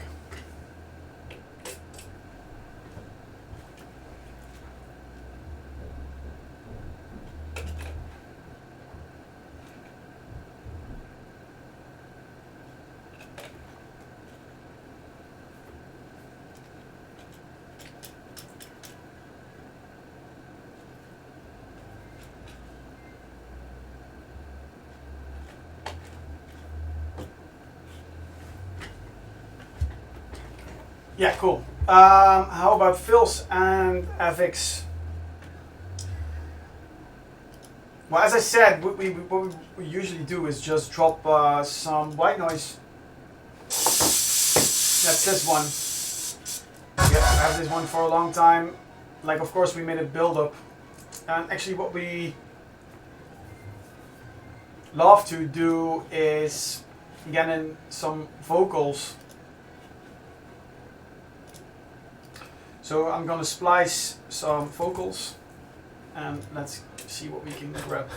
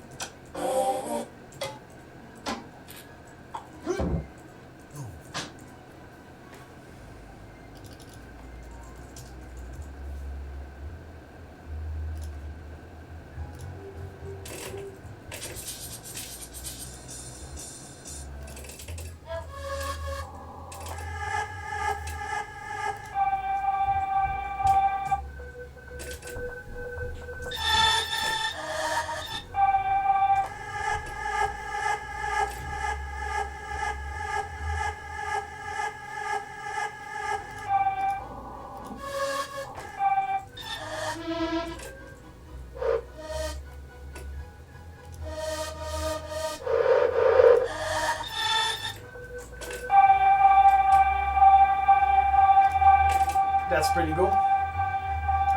Let's get those in. Those are some elements. Elephants, nice. Those are some elements that we use, like atmospheres, to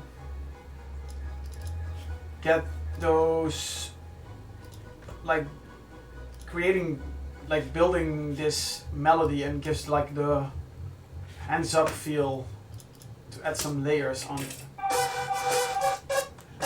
Not the right key. Let's check that.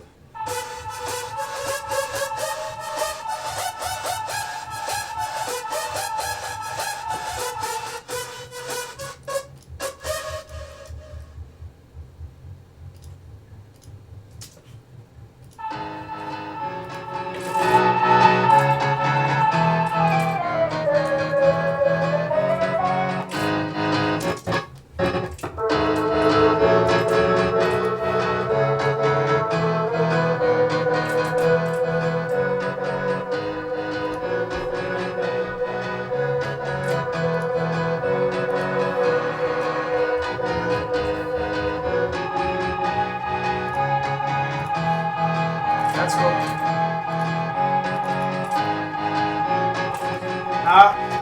The thing is, we always try to sidechain on, like, when the kick comes, the signal gets away, but you don't want to do that all the time, so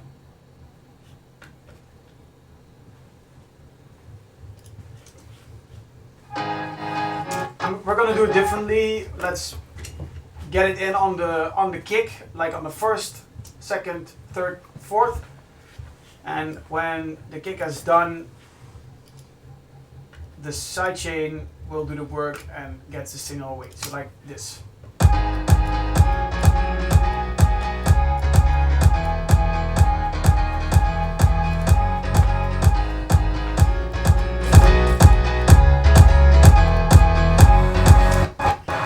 Creates a cool effect. Now for processing, we tend to grab to the effect rack and have some sick vocal chains that we made a couple of times ago. This one is from Perfect from Harris. I will show you that later on when we're gonna do some vocal chops for this track. For now, let's keep it at the Soothe, which is a dynamic equalizer. Sounds amazing. I actually have no idea how it works, but it's crazy.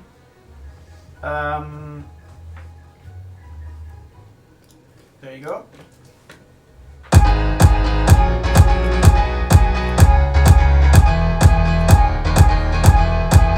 That's pretty solid. Now let's get over to the Neve compression afterwards.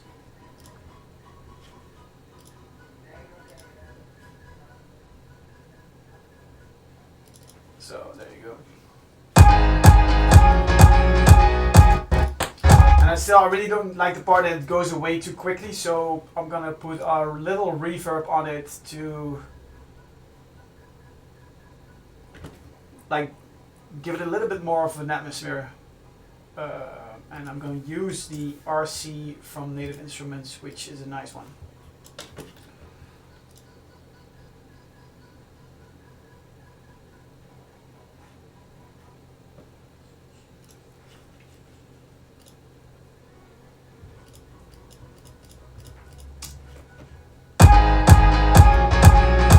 And then in the drop it sounds like this.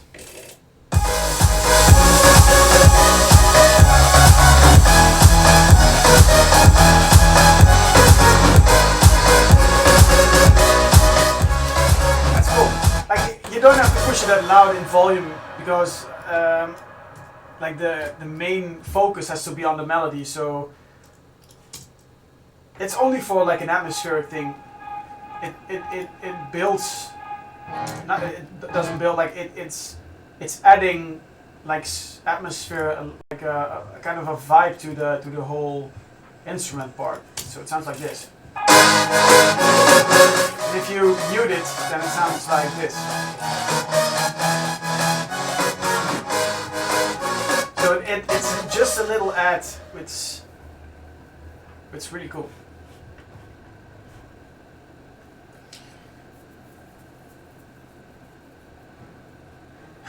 Get your sub in stereo. Yeah, that's a trick. I'm not a big fan of getting my subs in stereo. If you you can do it, but yeah, it's not my thing.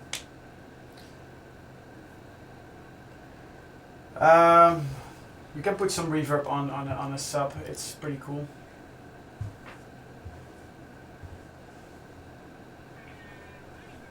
Bruce, now seriously, let me know.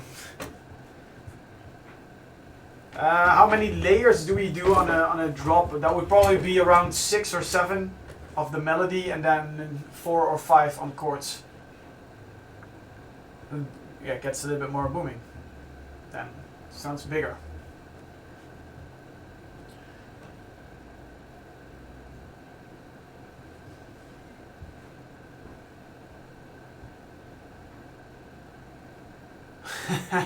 Warzone totally sucks.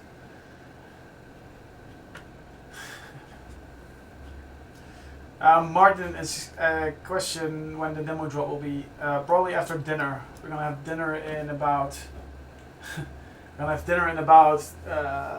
Probably 20 minutes or something. No, we'll be back. Yeah.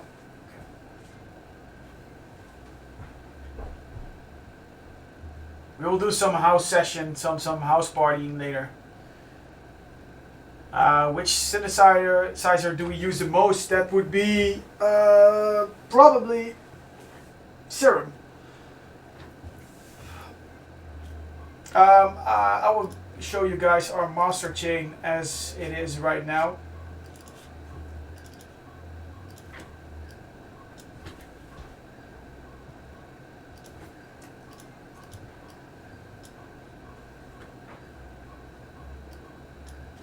So our master chain is first we're First we're EQing on the SSL equalizer, which is over here. That's a pretty nice one. Yeah, well, somebody asked us about an OTT. We sometimes use it, but it colors your sound a little bit too much for our tracks, I think. So we don't use it that much. It's nice to put on synths to get it a little bit more pumpy, but not for us. I actually prefer some instruments, some compressors that slides in a little bit more, like they made it a little bit smoother without coloring the whole sound. And an OTT is definitely a really good plugin, but not for our tracks.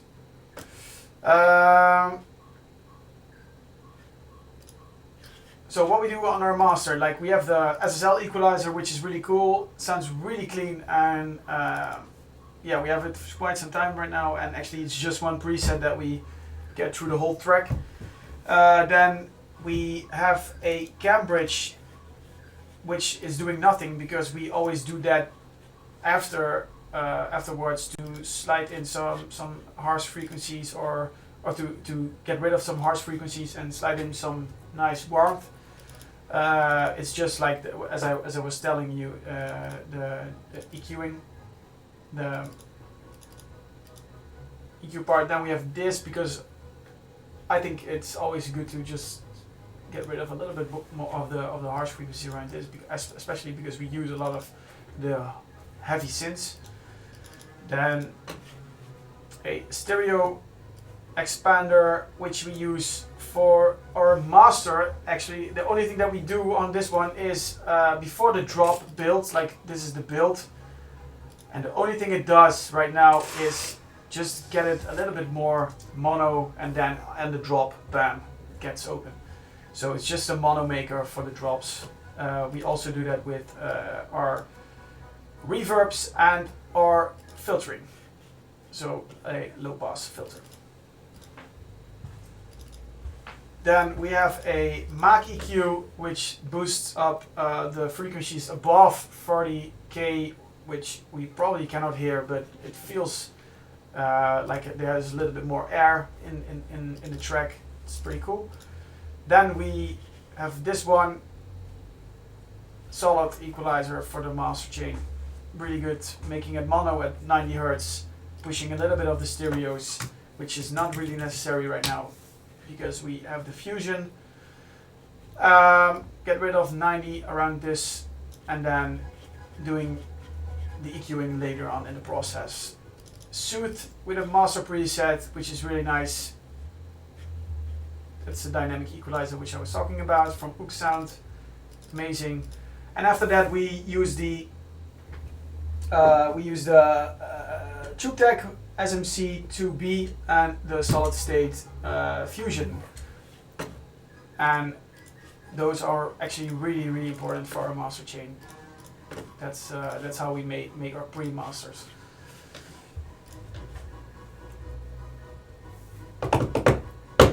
And if you have any questions about the mastering chain, let me know. Then I can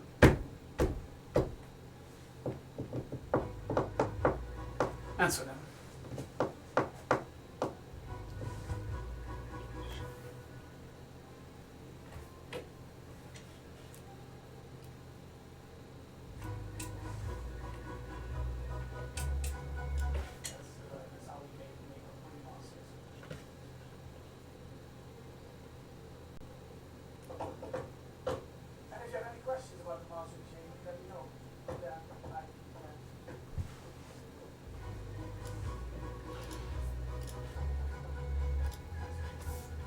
Right, about the reverb automation. Oh.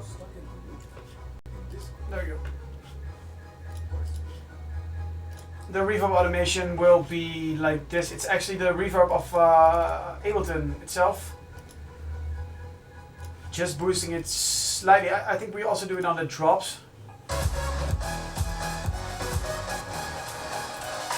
We just try to build something, and I will boost it extremely for you guys so you can hear it. This is the reverb that we do on the master. It sounds like this. If you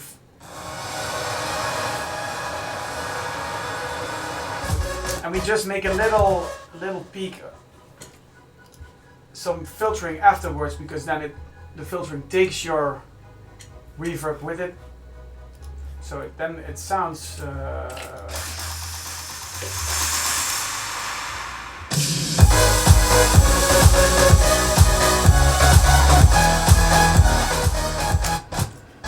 That's it. It's not really important. If it's not really big. We use a lot of isotope, yeah, we do. Alright, now let's get back to... Oh, there it is. The ghost remedy. Yes, how we doing? Doing pretty good. Awesome. I just showed you guys the mastering chain that we have. And for the break, nothing really special. I've got some stuff for the break, quite a lot actually. Shall I bounce it so we can get it in? That's good. Cool. I've already made some loop elements for the... Ah, nice.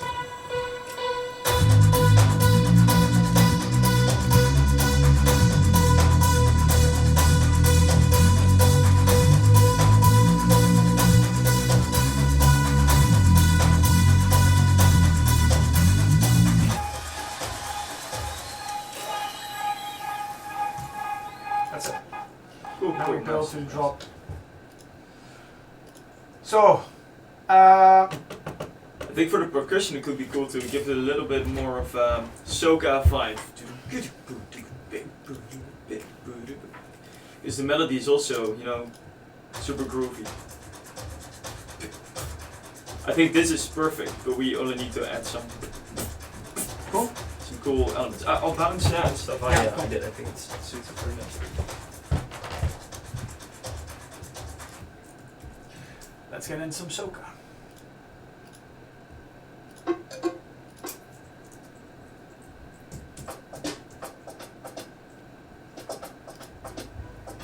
Cool.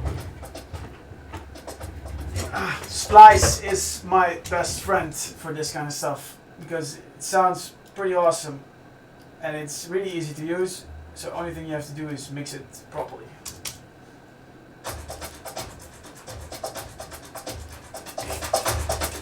There you go. Soca for life.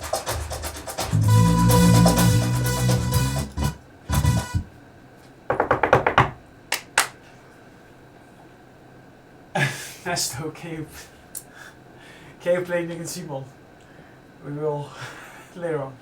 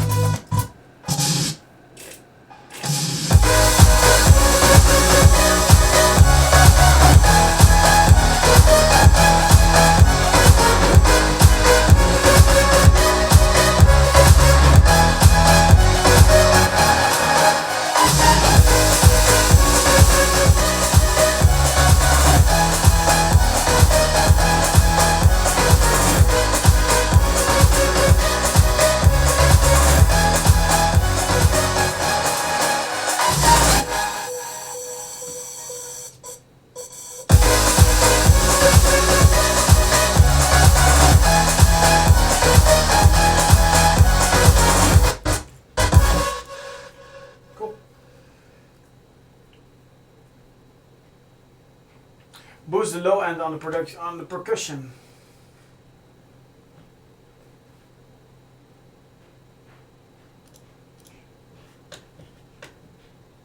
That's actually a good idea. Well, actually, let me check for some cool bongos to get in, because I think that probably would work. Getting back to splice, I'm getting some bongos in. Cool.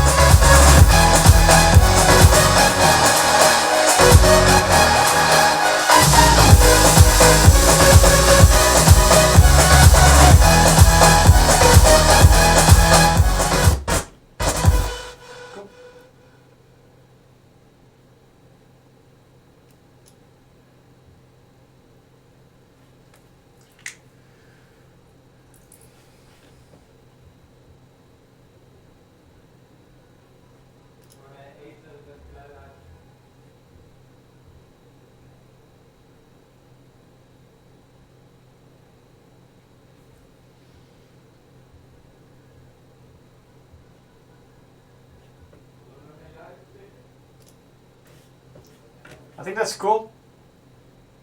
No, we don't have an imager on the leads. I think we used some chorus. That's kind of an imager.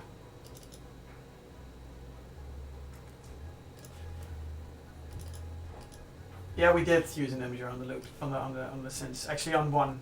That's this one. Just pop it out just a little bit more. It's the S1 from Waves. Pretty good one. It's just good to boost it a little bit more on the side frequencies.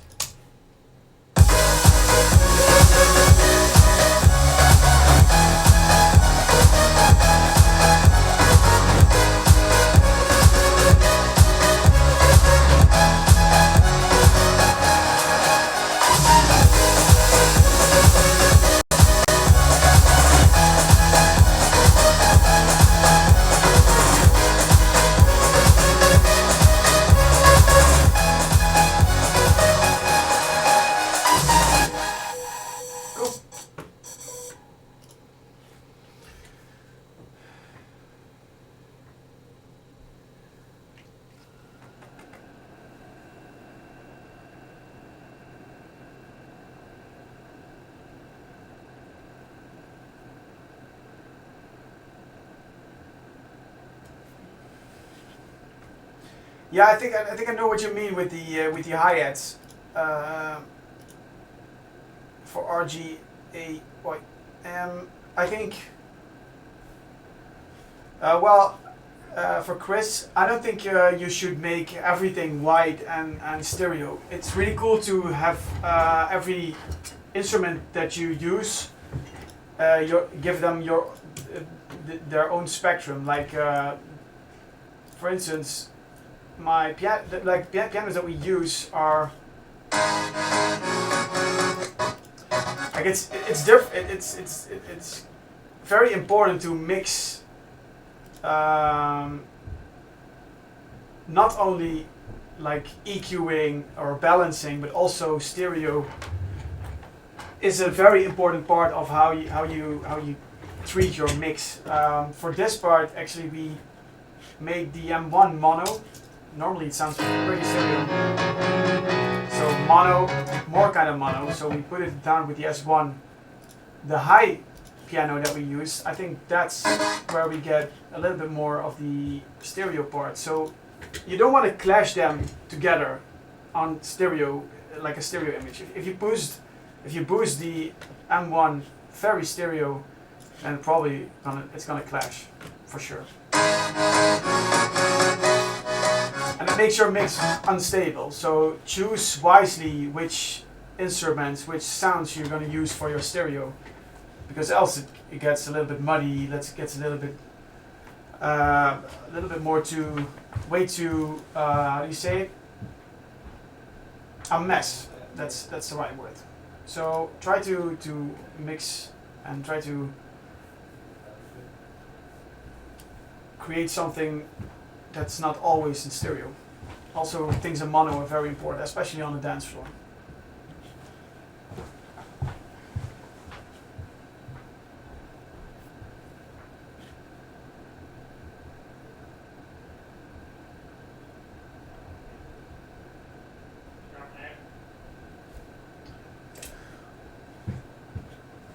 All right, let's. Gewoon de drawbacks. Fleek.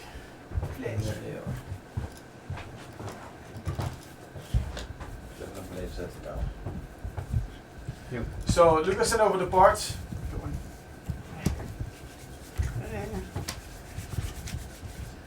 Lucas sent over the parts in Dropbox, and we're gonna add them to the break.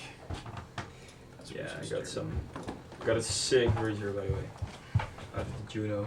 Party time. Some really cool stuff. Alright, can you play me what you did? Where did we end up?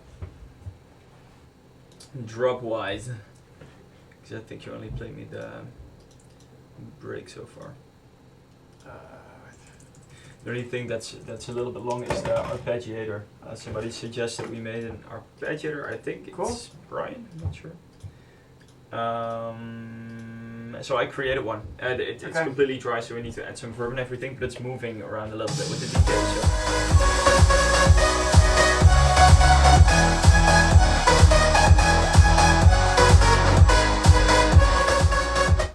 That's cool. Pretty nice already. Solid. Yeah, Let me cool. check what's happening.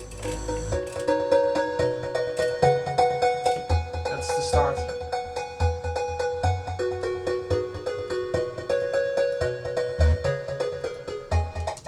Oops.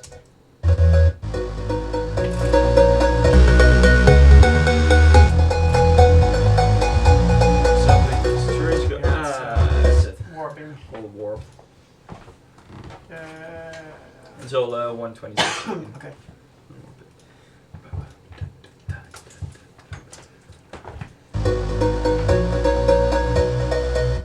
Still need to filter it, of course. Yeah. That's cool.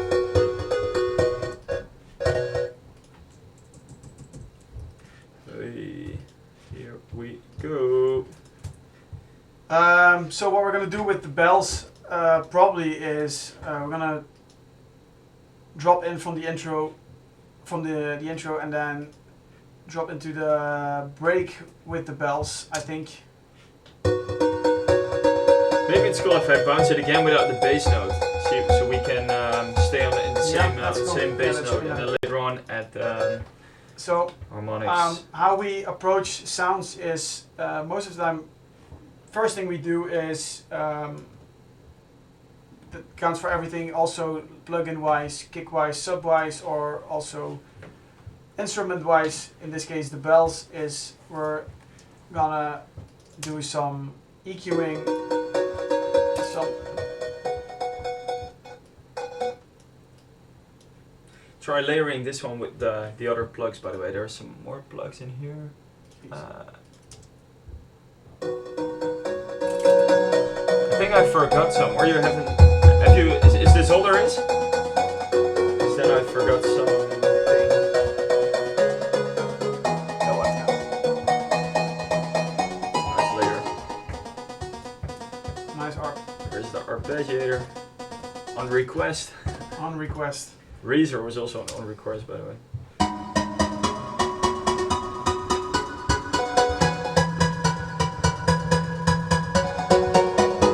Pretty cool with the bass stop. Bam, giving it some nuts.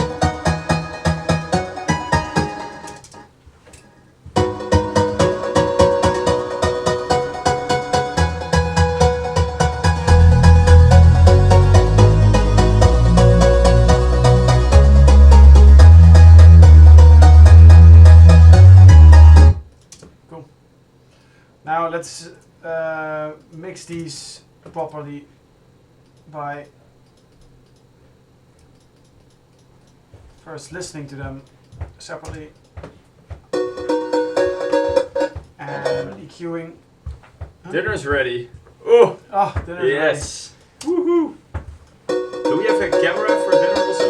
Nice, cool. I think this is what we calling subtracting EQing. So we're getting rid of the things that we don't like, and then afterwards we can push the volume up, so it's nice to listen to, but still it's there.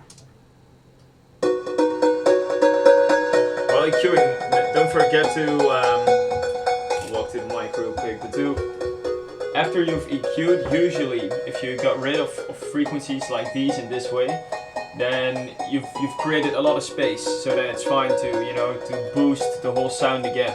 So if you got rid of some stuff, just see whether you want it a little bit more loud in your mix. Because now there's space, so now you can put it in the face if you want to, or in the background. That's fine also, of course. But always keep on leveling.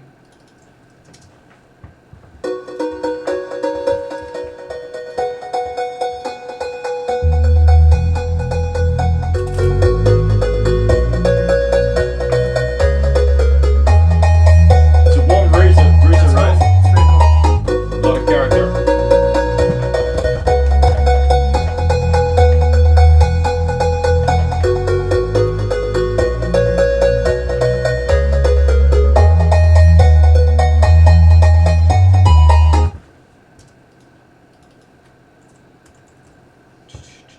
I'm gonna make a quick bounce straight away For of the yeah. bells without Cool. the low end. And after that, whoa. It's really cool with too much reverb also, Yeah, it's right? nice. Yeah, it's cool. Maybe for the intro or something, just turn it all the way up.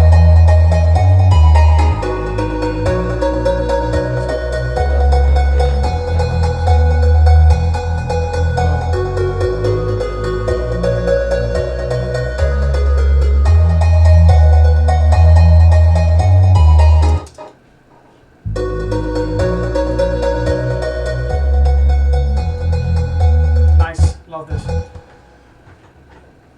That ARP sounds really good, actually. Yeah, nice. Don't forget to save. That's a sick one. Actually, we forget it a lot of times, so it's a nice one. This certain string.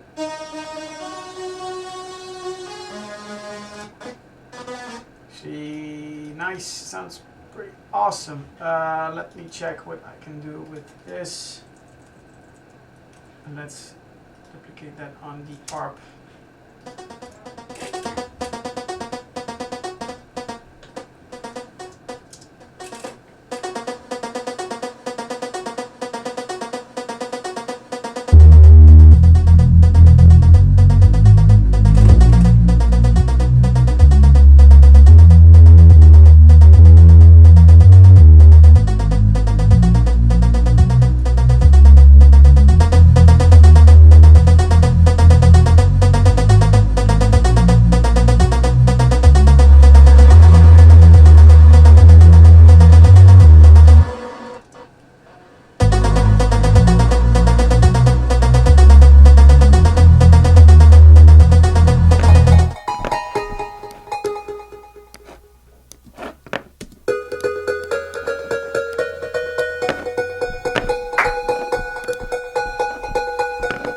So I got back to this studio just to get rid of the low end of this synth. I think for this one it's really cool. And we've done it more often in tracks. It's a cool trick just to get rid of the bass notes playing, so you only have the melody.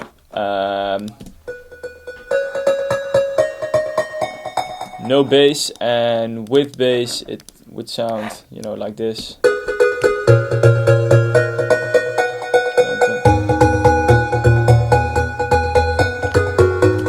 That's the thing, but it's cool to add that later on. So I'm just gonna make a quick bounce so we can get it in the other where the big project is. One with just the melody, and another one just to see whatever works best with another melody underneath it to get a little bit of harmony.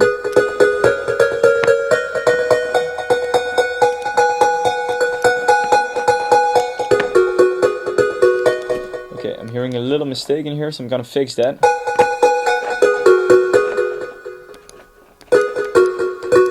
It's cooler to have.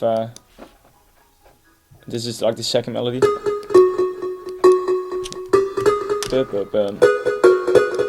That's better.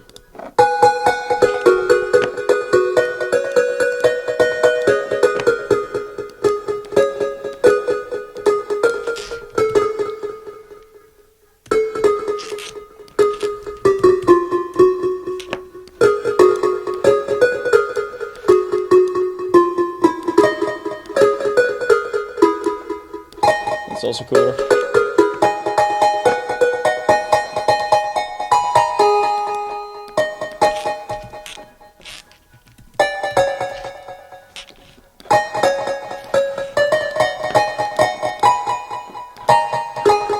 Cool.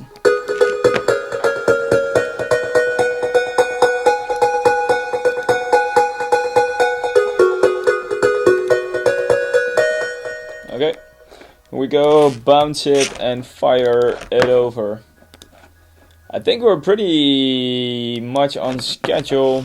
Of course we started a little bit later, but I'm not sure whether, because we started around 4, I'm not sure whether we are going to stream this until 4 in the morning. We will see. We'll see how far we get. But I think we're really good on schedule. I really like what Steve has done to the drop. We've got some cool sounds for the break here, and yeah, I think after we had some dinner, we'll be right back. We'll take you guys to dinner.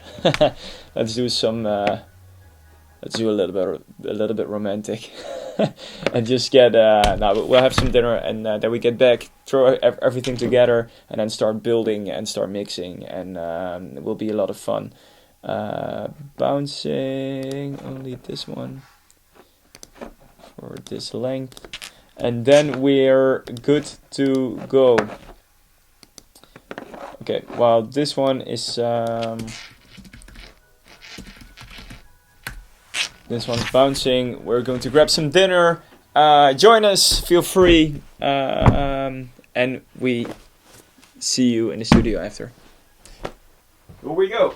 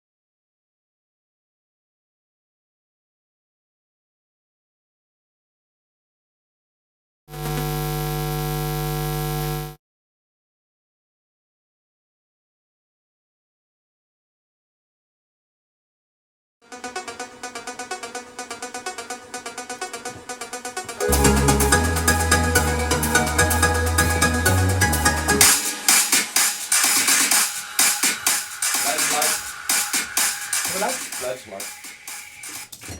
Dat is een ander aan. Ook Billo. Wat? Ja. Waar? Het is een ander. Welcome back to the studio. Lucas is finishing his food, his dinner, the spare ribs. So let's finish the break part. Let's work on the break part.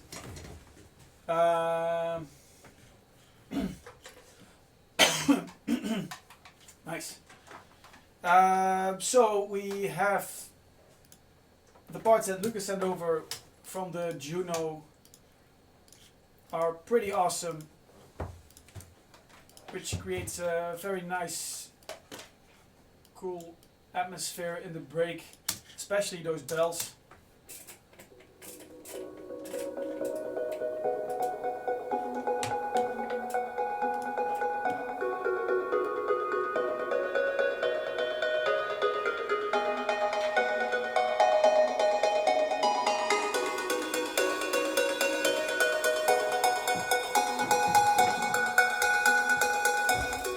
So I worked on this just a little bit.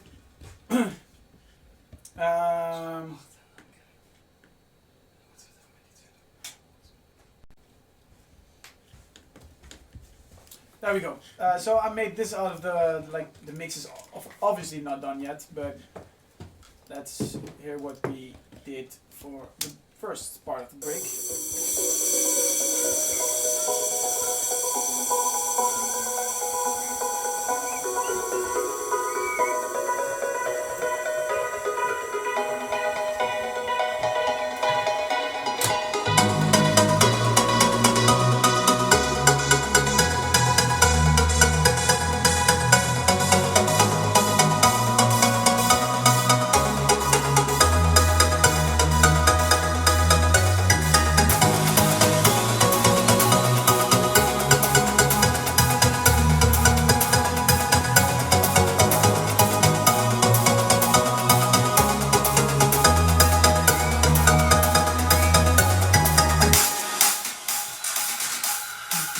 That's obviously not done yet,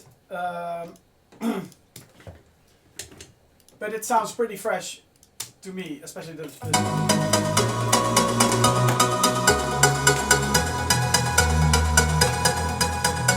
Alright, now let me explain what I did for the bell part.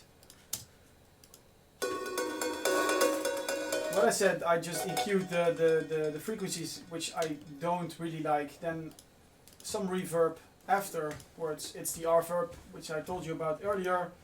A little ping pong delay. The Ableton one is pretty awesome. Then a filter, which we used as a atmosphere part for the first thing that we want to show you guys on the melody.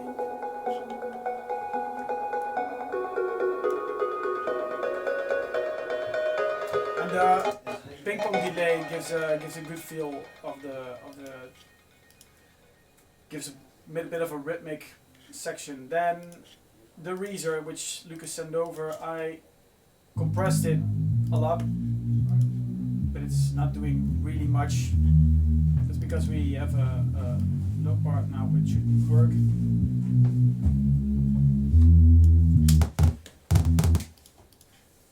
And what I did was getting rid of the sub, so it's just a bass kind of thing. And then it sounds like this. And then on the part where the rhythm section comes in, I tried to get the sub back. So I made an automation to get the sub back. This is the difference between both. This is without the heavy sub, and then get the sub back on the part where the rhythm comes in. That sounds pretty cool. Then the ARP is awesome. That's a great idea. I padded it just a little bit to the right to give space to the plugs because they are playing the melody.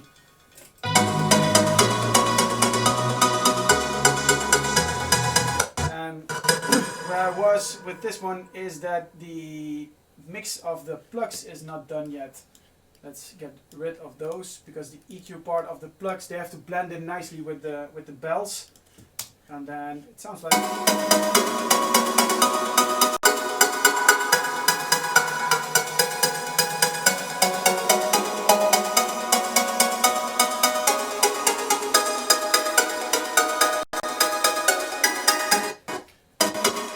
That's pretty solid.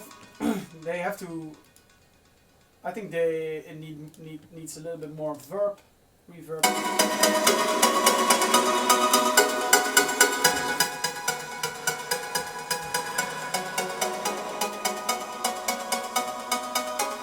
And maybe this is not the right compressor for this one because it has a lot of the going on. And we need to trim that just a little bit down, so I'm gonna use a Alpi compressor for this. Because is a really tight kind of compressor. Actually, it's for buses, but I use it on instruments a lot. And let's get in like the picked guitar because it doesn't sound like a picked guitar, but it's has those which I really like, but I don't need it to have it. This sounds way better. Lick it. So that sounds pretty cool. Het ben je vertel. Ben je vertel is vet. De sound on the Ja, the Atmos. Ja.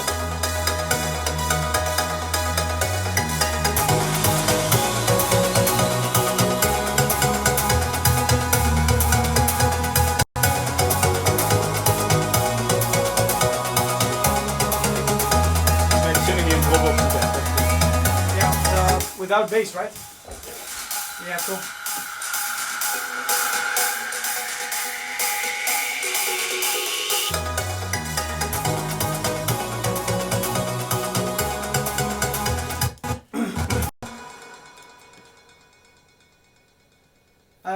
Let me check. Source 3.0, good. That's nice. That was what we needed. Have you ever used your own vocal in a song? Yeah, we did. Actually, Lucas sings sometimes. The slap delay is a little bit too much, that's true. And I'm gonna reduce that right now. Thanks for the help on that one.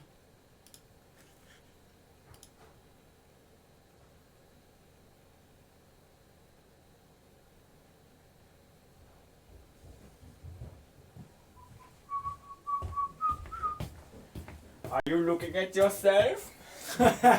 Do you like? Do you like? Okay, there we go. Low plug. Yes. The wrong one.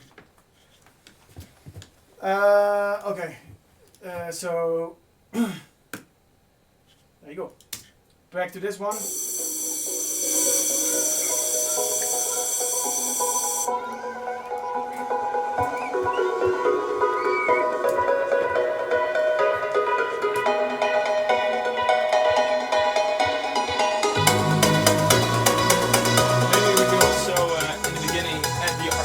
Already, since it starts really small and then gets bigger. Yeah, sure. It's already in there, and then just fold it out for the end.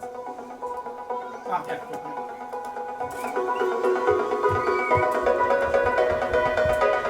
And maybe try the reverb on it. I bounce it dryly, but I had it on the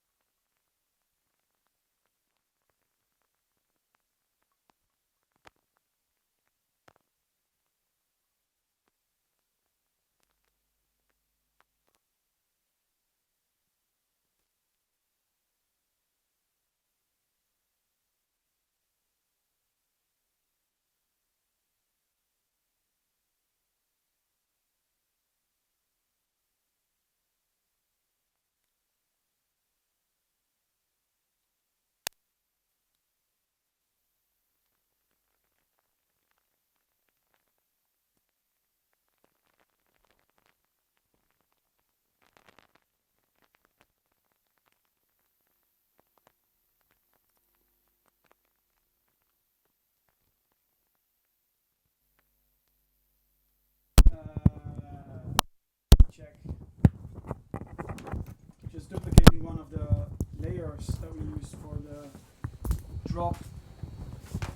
And I think we're going for pianos, which is actually one of our favorite plugins because the sound of this piano is just insane. Super steady. In the face.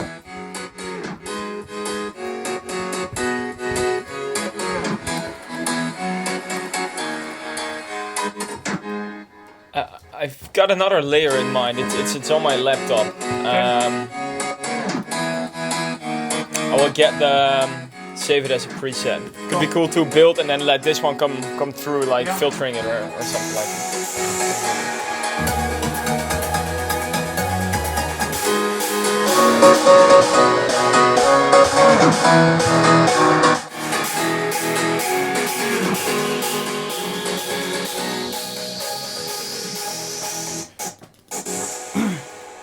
I'm just filtering it so it builds more.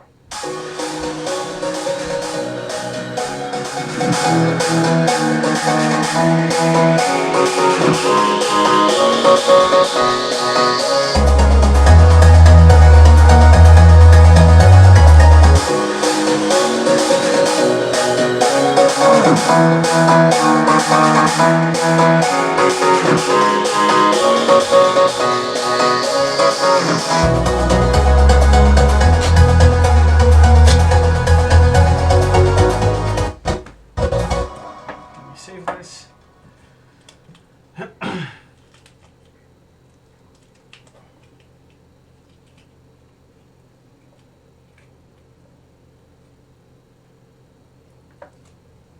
The sound is working again? Is that... yeah?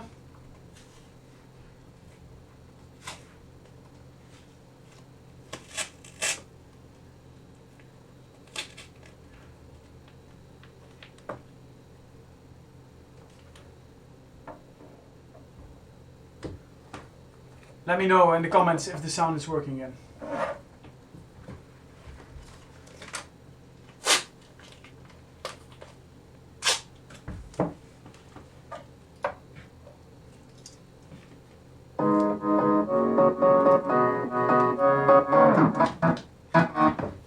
Nice, that's good, you know.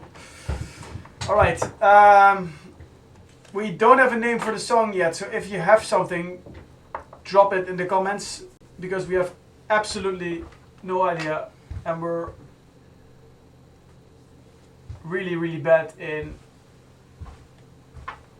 getting names for tracks. So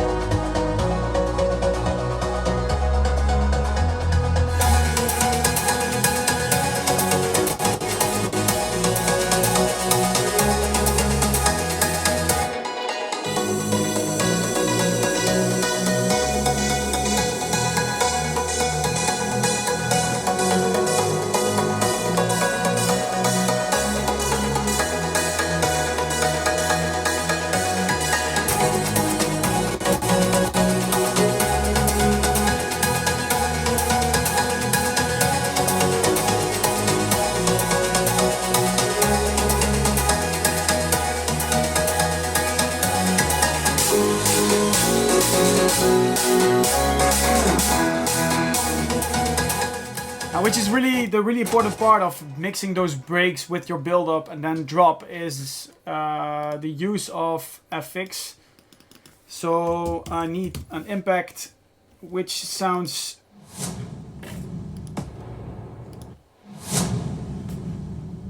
like this.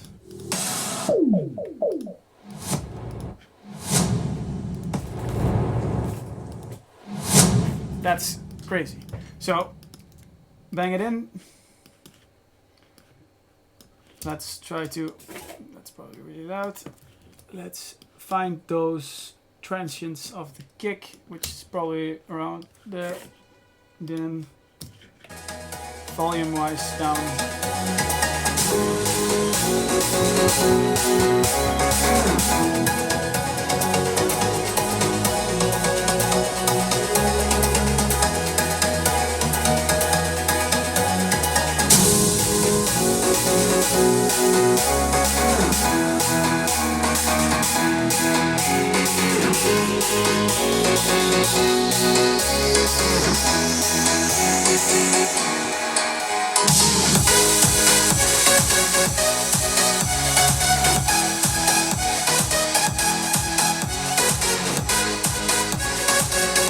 Solid. All right. Now I want to show you guys the thing of how we put in the melody and announce it to you guys, because actually the whole break is already kind of the melody that we're gonna drop. So actually, you want to do something special in your build-up. So we're gonna make kind of an atmospheric thing to use in this build-up part. Oh, that's the wrong one.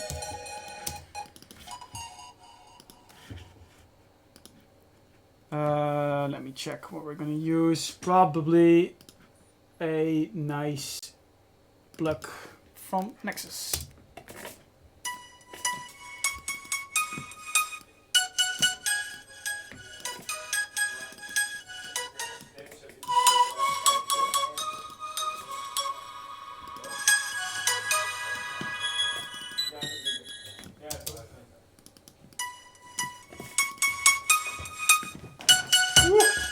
Cables, danger. Okay.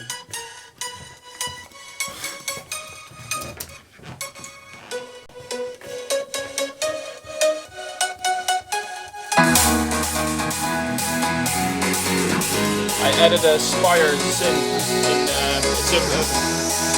it's for chords and melody together. In Drawbox. Drawbox. You can just open it in Spire. The Drawbox. And it will be nice. And I'm really curious how it will sound with these melodies, because it's a synth I made last week, and I think it would be really cool for this build. Preset Poly. Yes, that's it. Let me insert Spire. It's like the hospital, the preset poly. If you're for presets, here you go. Want to get help with presets? Preset poly. Okay, yeah, I want to check this out real quick. After that, for everybody who, not sure which camera's on, you, but everybody who uploaded a demo on the producer platform, I'm gonna check out a couple in a minute after this. So I will do that on Instagram Live on the Lucas and Steve one. So you might want to go there already, because I might review your demo. The demo. Yes, yes. In the meantime, I will work on this. That's not working. Oh. Load preset. Yes. There you go.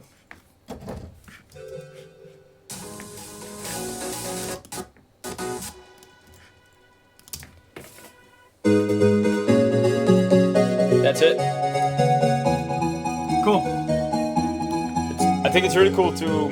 Can we maybe start this being the main sound of the build, and then just adding the pianos and everything on top of it? I think it could be really really cool. It's got a lot of nice stuff. Okay, I will go live on Instagram. Everybody who uploaded their demo, be sure to watch, because I might review yours. I will try to do as many as possible, but I have to say we still need to finish the track, so maybe I can do well, but we'll see.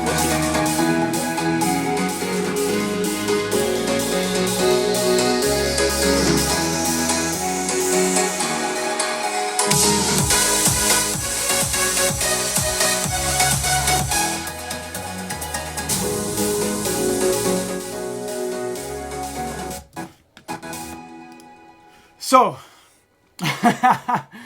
Atmosphere, that's a pretty cool name. Fish Sticks, Sunrise. Sunrise might be pretty cool actually. Free Fall, that's a nice name. Sandstorm, I think that's already done. I'm not sure. Sky, the piano that will be used in the in the build is from True Pianos.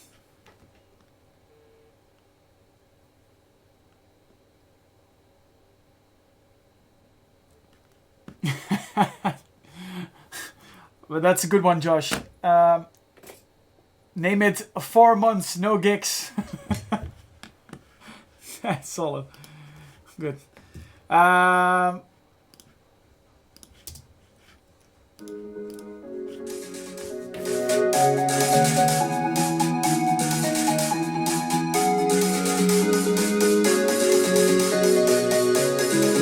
kind of like those ads on the build up.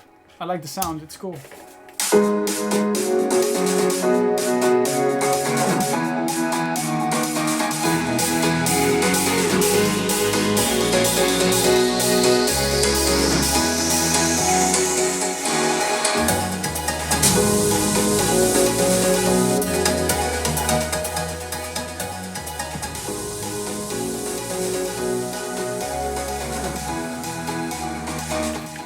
I'm not happy with the impact. It's not cool. So let me grab another one.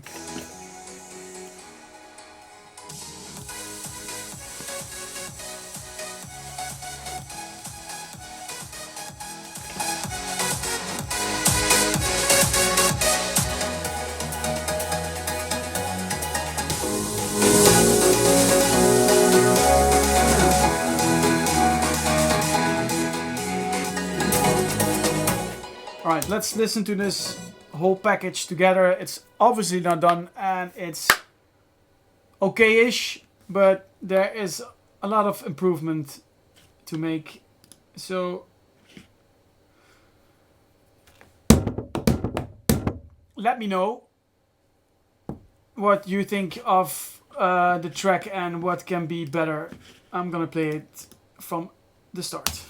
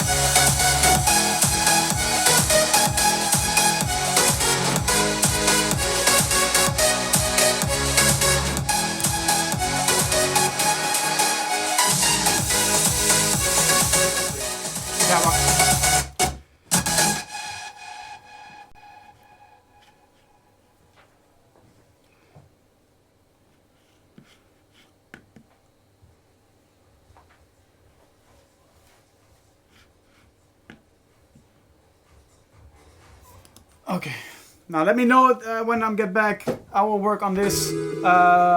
Lucas is going for some checking out some demos.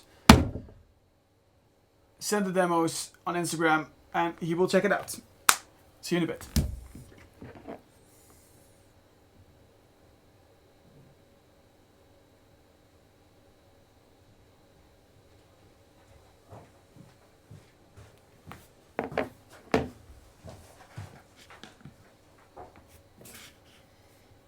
Work on this.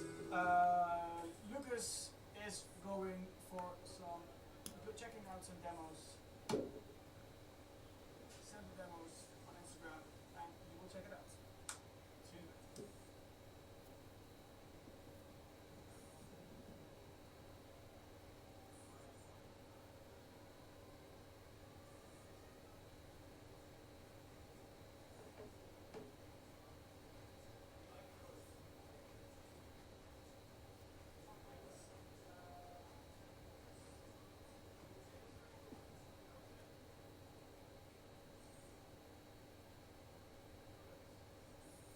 Okay. What will be the name of this new song? I don't have a clue. If you guys have any suggestions for a name for the song that we're creating in the studio, just spam us with your ideas, please.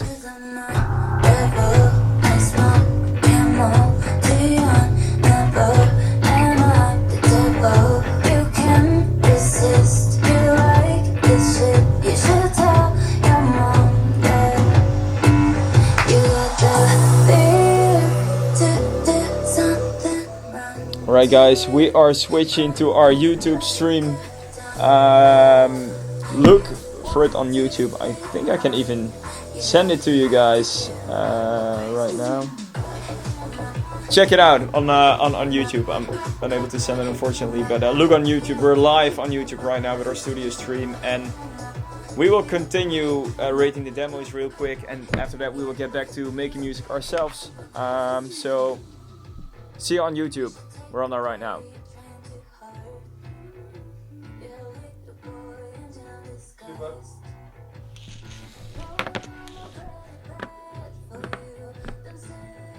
Just gonna go back to the chorus real quick and everything.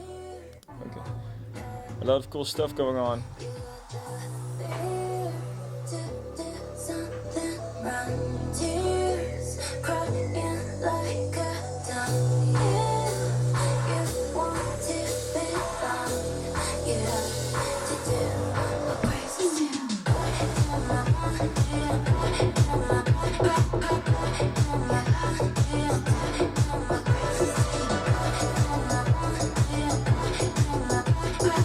It's really good. I really like the drop. The chops are cool. I would try a different kick, but that's personal. I think you could use one with a little bit more pointiness in the high end. I know I would consider this a pop kick that you're using, so that's good. I mean, it's not too rough or anything, but I'm missing a little bit of clarity. It's really cool. I really like the song also. Great stuff. Good job.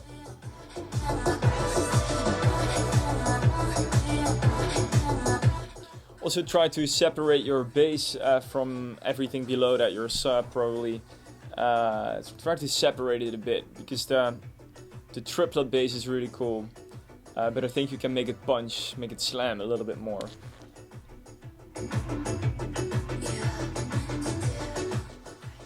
Try to get a little bit of, just get an EQ on your master. That's what I always try. And Steve also, you know, if you finalize the mix, get an equalizer on your master and start, you know, just messing around with it a little bit. Just make a notch, see if you turn it above the neutral level, and see where it starts, you know, being too much, and try dipping it there after, or do the other, kind of the other way. Just dip it down and move it a little bit. Just move it a couple of dB, not more than that, and you will. I'm sure you will be able to get a little bit of even more mud out of your mix. You don't want that, but it's good. I mean, it's really good. Production level is definitely high. So awesome. Thanks for the demo.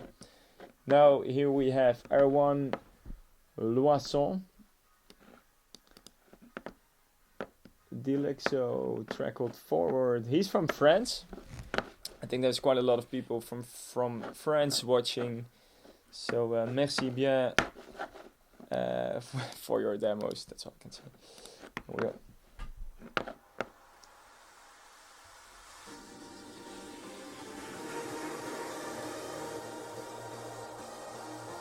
It's a young producer, 16-year-old, really good.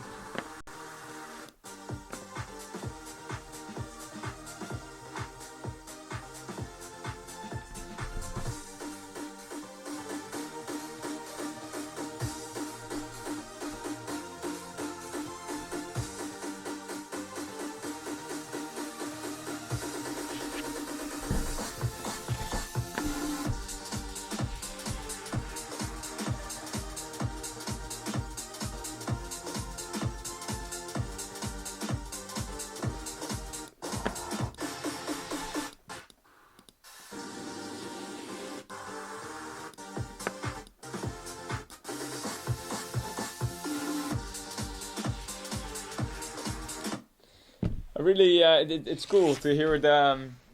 Even though you're only 16 years old, but the style, the way you created this melody and chords really reminds me of Eurodance in the late 90s, beginning 2000s.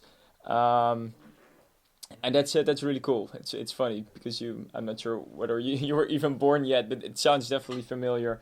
It's nice. If I were you, and that counts for everybody. We do it also a lot. Just listen to some music that you like. That's one of the most important things in production and in mixing. And start comparing your tracks to tracks that others that you think that make really cool music. And just start comparing. Because when I hear this, all elements are kind of there, but still you need to use everything on it. See it as if you were making a painting in a way. Now, what I see in here is that your kick is really loud. So, like at the bottom end, just imagine that there's like a lot of color in the low end. A little bit above that, your high bass, there's not too much right now, which is a pity because your chords and the harmonies in your track really depend on your bass, because without that you lose a lot of warmth, a lot of feeling from the chords and the melodies. So you would have to boost that. So make sure that every part of the painting that you're doing, whether it's also in the width of the track, like spreading your sounds and everything, make sure there's something everywhere. And then after that it's all about the right amount between everything. But that's something I'm sure you will learn. Considering you're only 16, this is really good. So good job. That's awesome, man. Really cool melodies, and I'm sure you'll improve a lot. I like what I hear. So we are continuing to Maurice Ploegsma. He sounds a little bit Dutch. Maurice Ploegsma also. Here we go. It's a remix on Kygo. Think About You. Yeah, here we go. Quiet, said we'd try it for a while, but that was years ago. If you see me, if I see you, a part of me hopes that we do. No, say everything we wanted to. After all this time,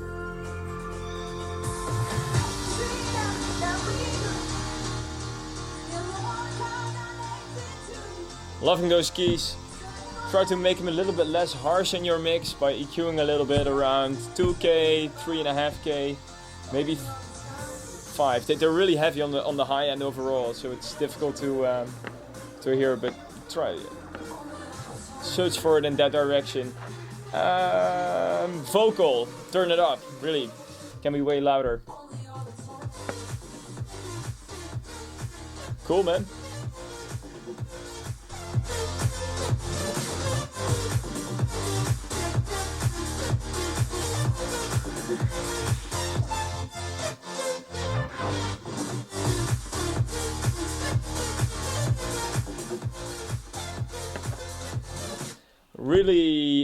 Really cool sound, man. I hear you're using it's a mono synthesizer, probably with some legato stuff going on in there, which is really cool. Maybe try setting the time of the legato a little bit shorter, so you give your lead the chance to reach every note completely, because now sometimes, because notes are so fast, you don't give your lead the time to go to the exact right key that you want to hit. But maybe most people don't even hear it. But it's personal. It's something I would do. Try to shorten that a little bit. Sound is really cool. Keep on improving your mix. I mean, it's not bad at all, but I'm hearing some stuff. Try to leave it for a week, maybe 2, and just see what happens. Whether you hear new stuff. Also, your kick. I think that this will definitely work out very nicely in your mix. Also, this kick, try to give it a little bit more high end, or add a subtle top kick on it, so it will punch right through. That way you can make it super present and you can keep the low in control. I know that sounds strange, but that way your kick will be more powerful. Usually kick is mostly like in the middle and the lows, but the high end just gives a different perception to it, and that way it will sound just louder in your mix without it being, you know, too fuzzy with other elements or bass or whatever. So try that. I really like what you did here. Totally digging this this style, obviously. Really cool, man. Great job. Here is Nick, 18 years old and from Munich. I gotta go through this a little bit faster, guys. Sorry, because otherwise we can't finish the track tonight, and that's what we're aiming for. Remix for Danny Avila on Talent Pool.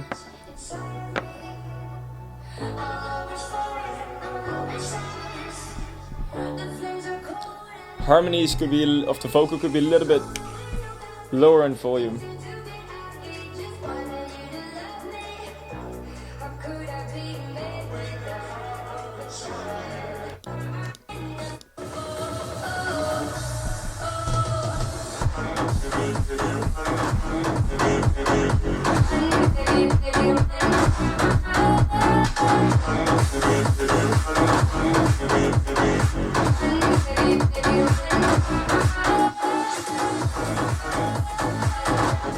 That bass is killer, man. Bass is crazy, really good. Mix wise, try to keep the bass, I mean it's super cool bass, but try to keep it a little bit more in control with your kick. Also here maybe some brightness to the kick and a little bit less low mud, because your bass is pretty heavy in there, I think.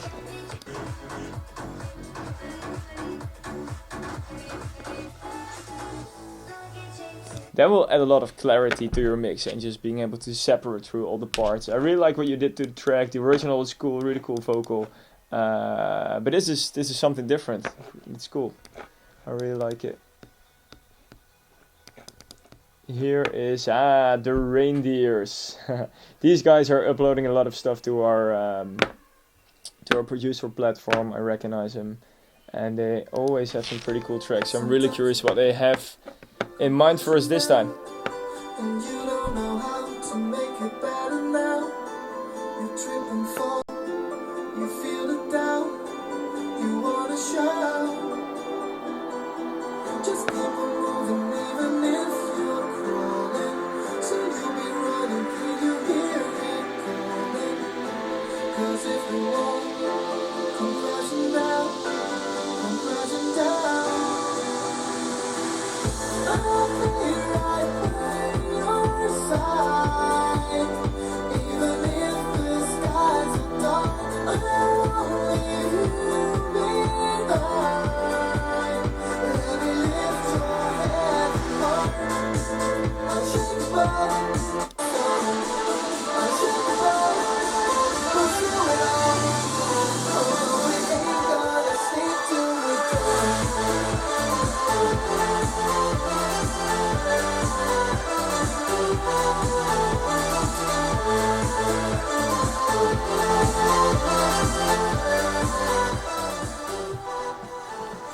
Cool lead sound, cool melody. Sound is really cool with the vibrations going on, really solid. I think your vocal, I'm not sure what I'm hearing here, but it sounds a little bit fuzzy sometimes.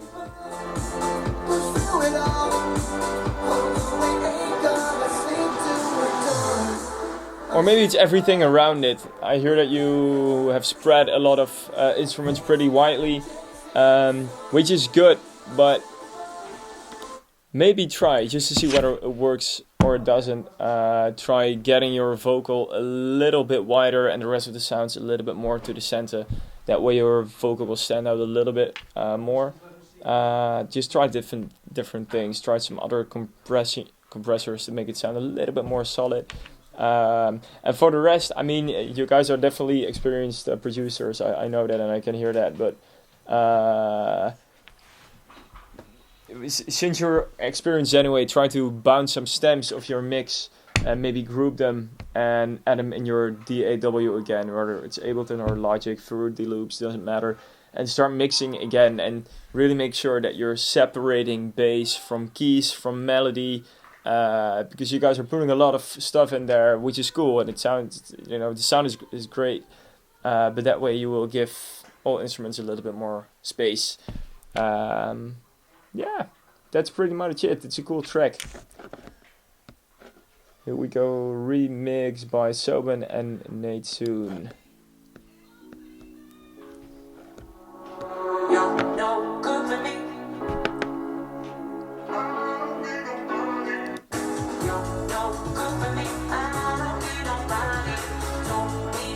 Sticking to the original a little bit, I like that.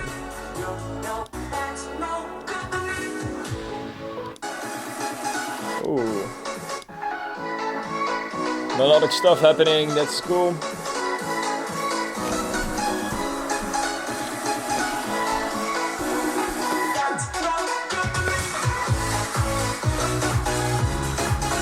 Cool.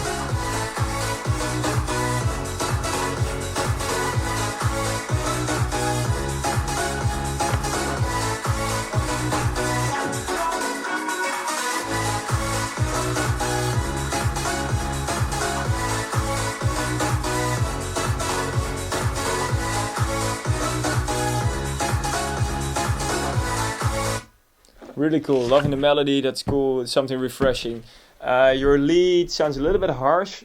Try dipping that a little bit on the high frequencies and maybe add some warmth again back to it, because right now it sounds pretty narrow compared to some other sounds that you're using, which is a shame, because I'm sure that will give it more power, and people will be it will be more easy for people to follow the melody, which is super important.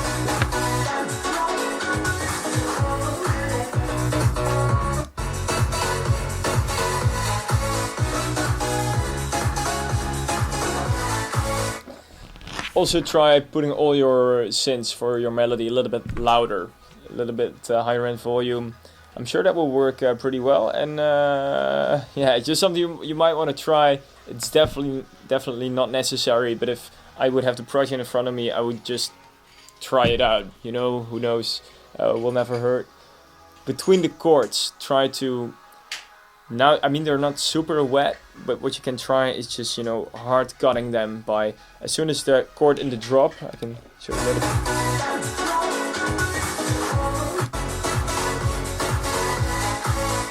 That part, try to cut your chords away after they've played, and it's gone, and it's gone, and you play and it's gone. That will give a certain, could give a certain energy to it, and it will make make your mix more spacious, because there's less reverbs and delays and all the stuff everybody always puts in there. Same for us. Will be gone for a second, which can be a really cool effect. Okay, feedback for. Okay, how many do we still have? Yeah, let's just do them all. We're here anyway, right?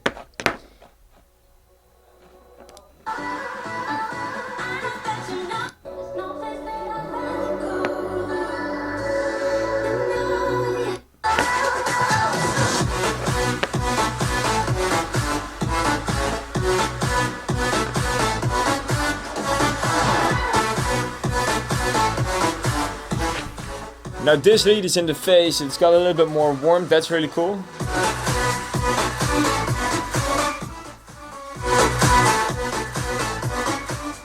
The whistle sound that you add is really cool, we do that a lot ourselves also. But try getting it a little bit more to the background, so there is more space for the main lead. Maybe get some reverb on it. Increase the dry wet, make it wet, but make it short. So don't give it a reverb of 5, 10, 60 seconds. That will only blur your mix. But make it short, maybe only half a second, but more to the background. By maybe, try to make it 50% wet and see what happens. Little sidechain on it, but I think you already have that. Another thing, your bass. I really like the melody and everything, but your bass can growl a little bit more. So. Or create a bass that's a little bit like wow, pow, pow, wow, pow, pow. Can also sing it for you, and you can use it. Start by just putting your bass a little bit up there in the mix. I think it's a pretty cool bass.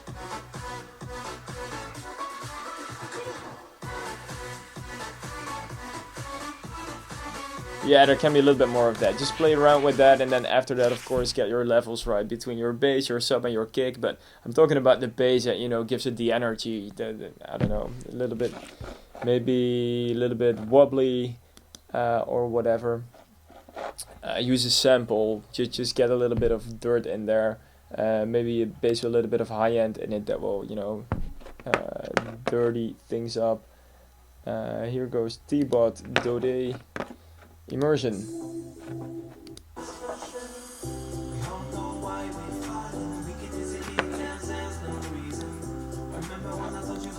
This is Ikanda. I know that he's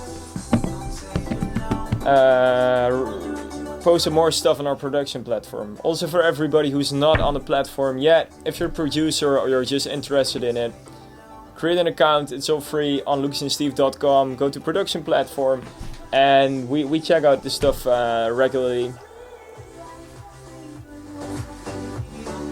I remember Ikanda's last song. It's also really cool. Really melodic stuff.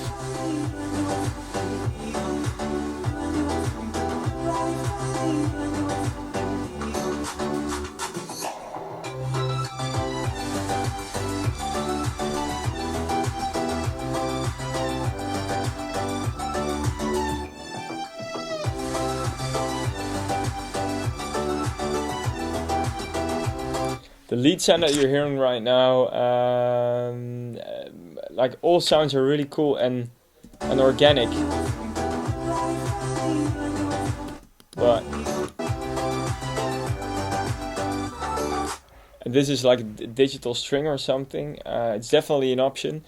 If I were you, because everything is so organic, and now the digital string sounds a little bit too digital to my ear, try using a different sound, and maybe even just get a synth. I don't know whether it's Serum, Spire, whatever, and get a sine wave up high to do this. Add a lot of reverb, so it will maybe a little bit of white noise, so it gets a little bit of a fluty vibe going on, and then let it play that melody. Make it mono. Let it do some legato gliding shit, and that, you know, it might fit the track. Maybe better. This is fine also, but the rest is so nice and organic that I was a little bit surprised about the lead coming in. Just see, whatever. For the rest, it's I mean, it's a great track.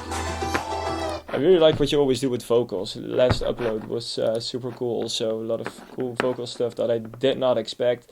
So thumbs up to you. Here we go, Chova. Hell yeah, we know this guy. I have to apologize to Chova because we found a USB stick of a long time ago with his demos, and I think we found it when we were, I don't know, cleaning out our gig bag or whatever, and there were demos on it that I think were like a year old or something. So apologies to Chova, and we're going to check your track right now.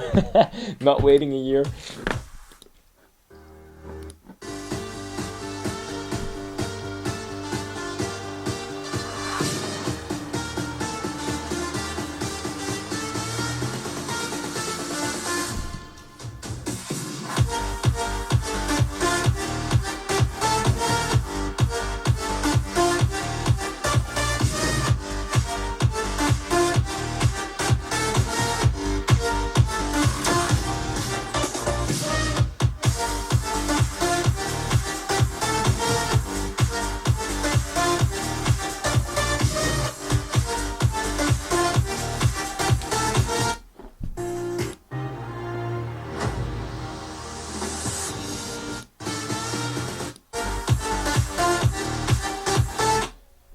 Cool. Again, a really solid melody. What I'm missing a little bit is warmth from chords or anything. It's probably in there. I think can hear some.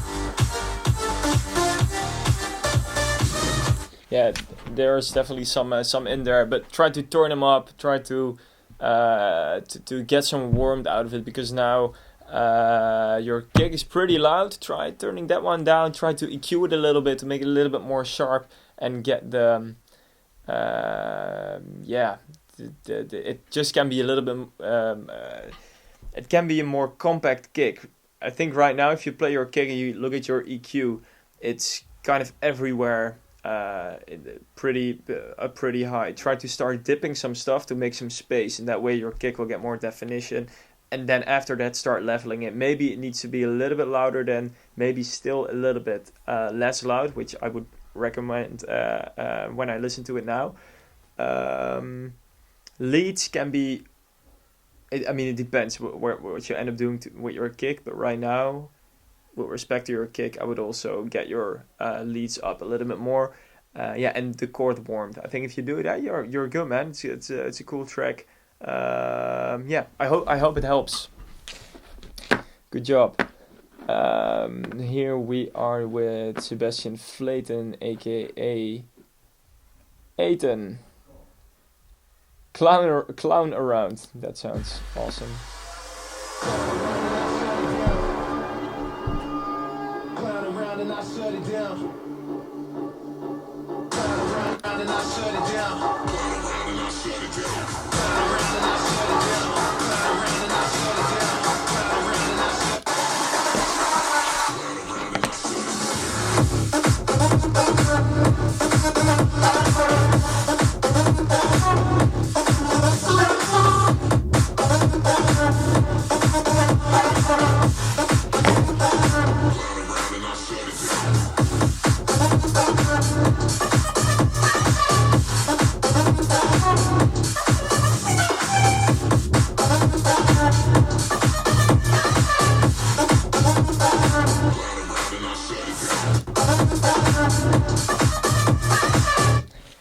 Your style is awesome, man. I really think this is really cool. It's something different. I haven't heard stuff like this too many times, so you definitely have a sound of your own, which is one of the most difficult things to achieve. So congrats, that's awesome.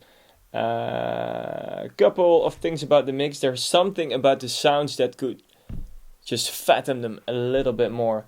There's nothing wrong with it that I can think of, that I can hear.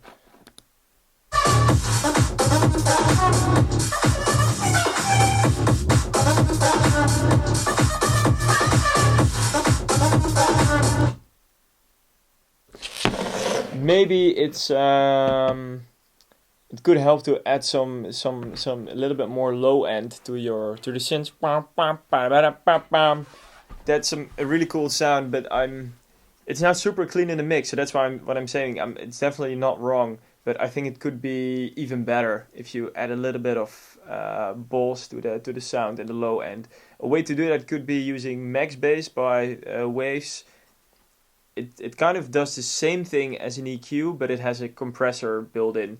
So that means that it's not boosting everything, but it's boosting it in a super controlled way. So set your ratio of the compressor, it's on the left bottom, to 2 at least, and then start boosting it, and only put it on the leads that you wanna give some edge in the low end.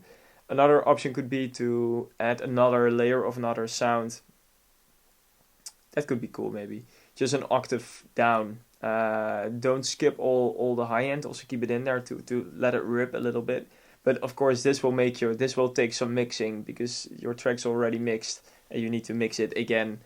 So that will be some work. But just try those options out. And if it doesn't work, you still have got a really cool track. Good job, awesome. Those were the demos for today. Thanks for the great pieces of music. If we're on the platform or doing sessions like these, I'm always surprised about how high the level is of the tracks that we get sent. So you guys are doing a great job. Keep it up.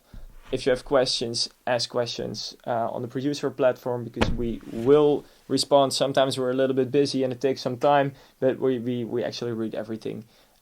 So thanks guys for this. I think it's time to switch the stream again. I'm looking at our technician Ole, who's got his headphones on right now. I'm not sure if he's listening to music or he's listening to I'm getting the finger now. He's probably listening to some very dirty. Will respond. Sometimes we're a little Okay, no, he doesn't hear me anymore. Okay, thanks guys. So let's head to the studio.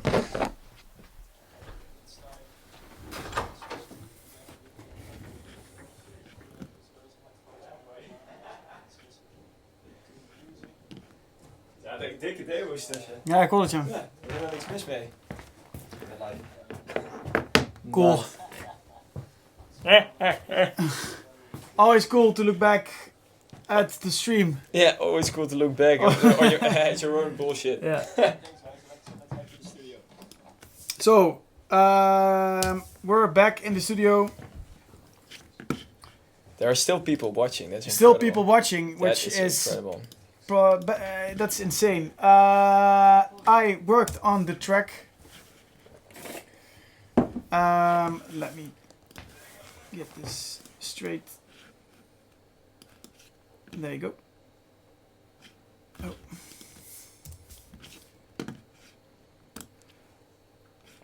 All right. So, just one question. I want to check out where everybody's from. Where are they watching? Which country?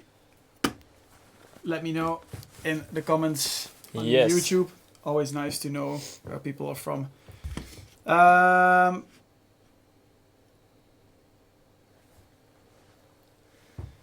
All right, let's get back to the track. I was working on this for a For a very long time, Long time. and it's getting pretty cool. There we go.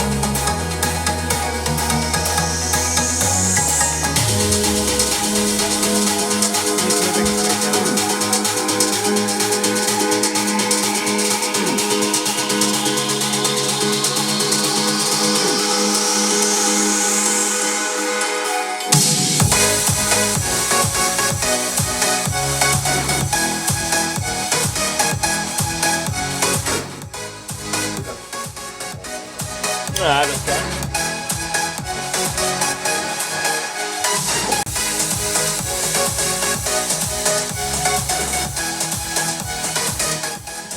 So.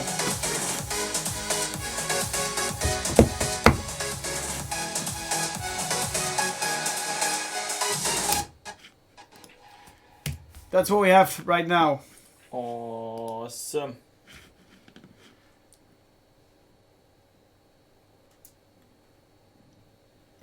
We are seeing Romania, South Africa, Morocco, from Zeeland in the Netherlands, Mexico, Lithuania. Wow, this is Sweden, quite the international crowd.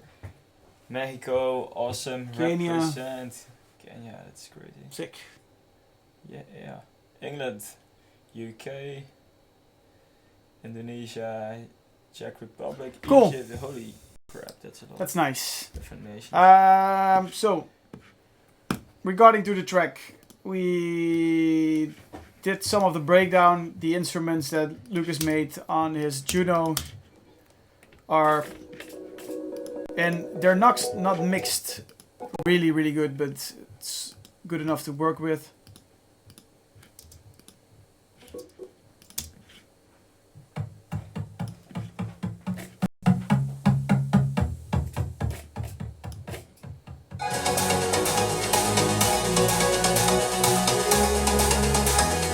Shall I do some stuff? That's Yeah. great.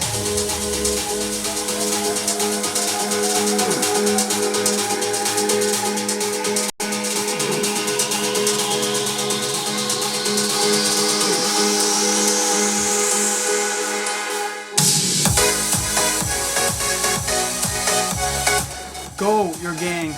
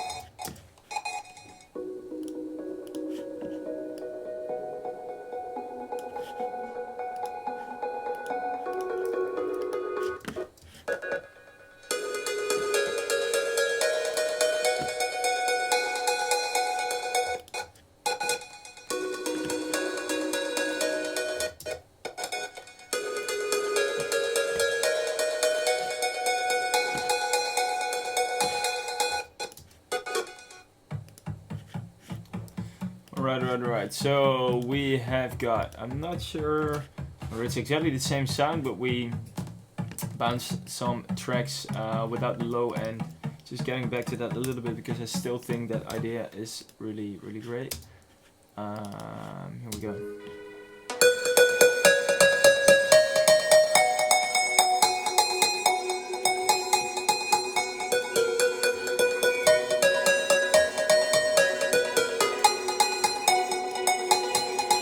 That's right, I guess.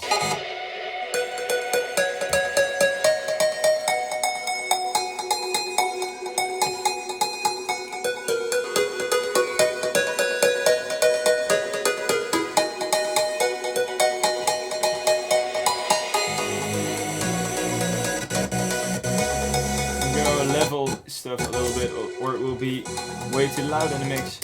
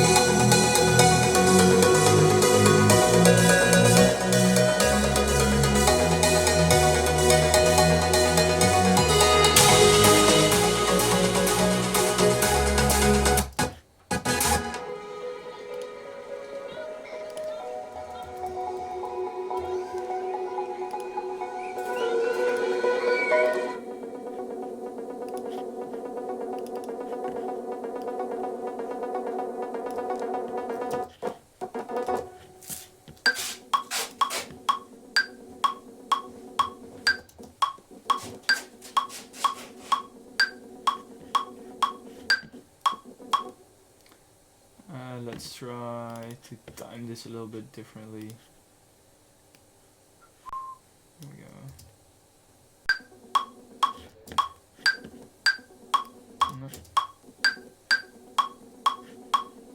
That's fine, that's fine. That's the arc that we were creating.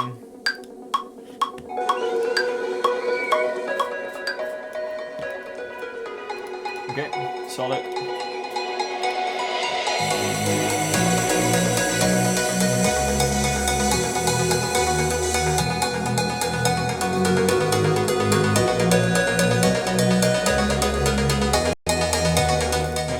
Arpeggiator loose from the group that we made, so we've got a little bit more control over it. I think it could be cool to have a little bit more low end in this, so it can take us all away.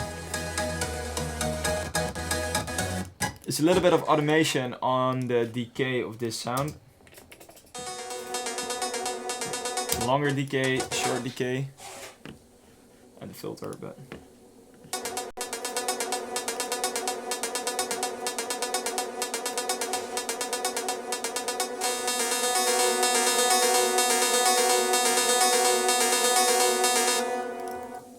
Let's see what this will sound like.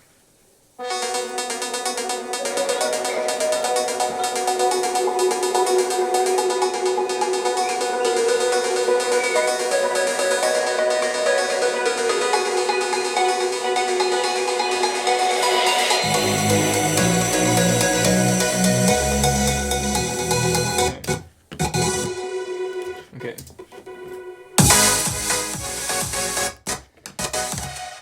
Just to see what it sounds like and what it will feel like, let's try to make a really short intro for this. As soon as you've made the intro, you'll always find whether the start of a track, and then I'm talking about the first breakdown. You need to feel the intro before you know whether it's a good breakdown or not. Okay, so I'll get rid of the sub here. Just start allocating some elements. We go with the arpeggiator.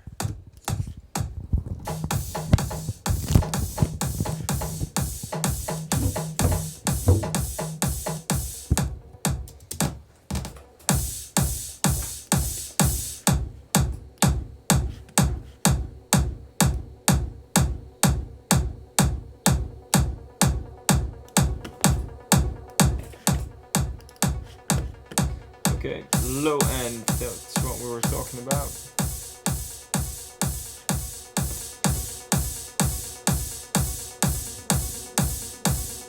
Yeah, a little bit is nice.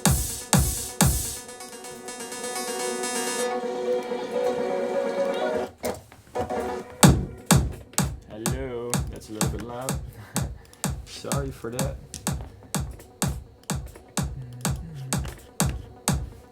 Okay, now it's just building the track in a way that you can see whether every segment of the track, every part of it works.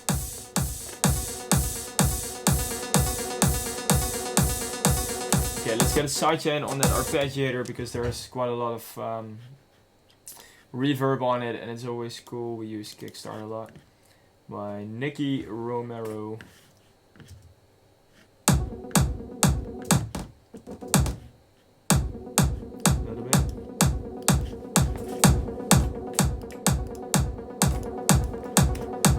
Maybe a little bit louder anyway.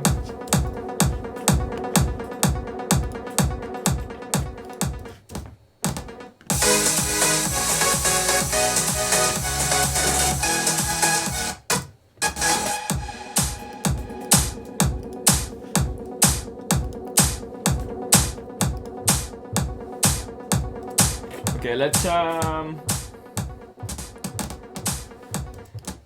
some people think it's cheesy and it's been done so many times, but reversing claps will never get old to me. Let's give it a go. With a nice Ableton super overdriven reverb on the clap, I would record it and then reverse it and bass it before one of the claps where it suits nicely in the rhythm. Yeah, here we go. I'm gonna get rid of this for 1 second. Make the clap big, add the decay time to the max, make it stereo, make it super size it. Everything. Yeah, that's exactly what we need. Oh wow, there's birds fighting outside. Okay, whatever, you don't see that too often. Here we go.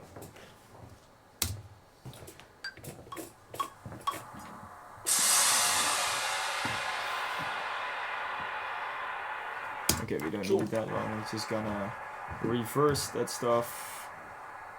Here we are.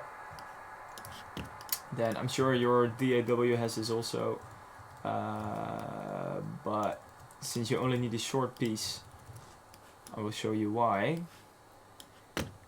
I'm pretty sure your DAW has a way of, you know, cropping your samples that you load in your audio, so you can make it fit and fade it. So okay, here we go. 1, 2, 3, 4. 1, 2, 3, 4. 1, 2. And then the fourth one, I would like to have a reverse effect in front of that. I mean, this is super basic, but why not? As long as it's a cool effect, right? I think if I want to keep the intro this empty, which is I think really great for a mellow track like this. I mean, it's got some dreamy melodies.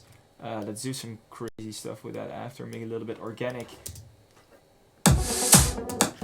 So this is a bit what we made together with a clap. Okay, solid. Let's copy and paste that a couple of times, not too many times, because then it will get very cheesy and super boring, so we do not want that. Okay, cool. I'll call it Rev from reversed clap. It's really as easy as that. Turning it down a little bit. Okay, let's see what it feels. Need some more stuff, obviously.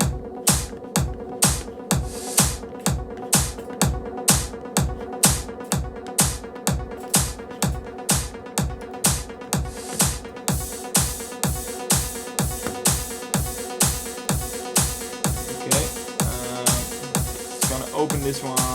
It's fine like this. Oh, what's going on? Fuck, Ableton crashing on me. I'll just reopen. Hopefully it saved all this stuff. That sometimes happens, but that's yeah.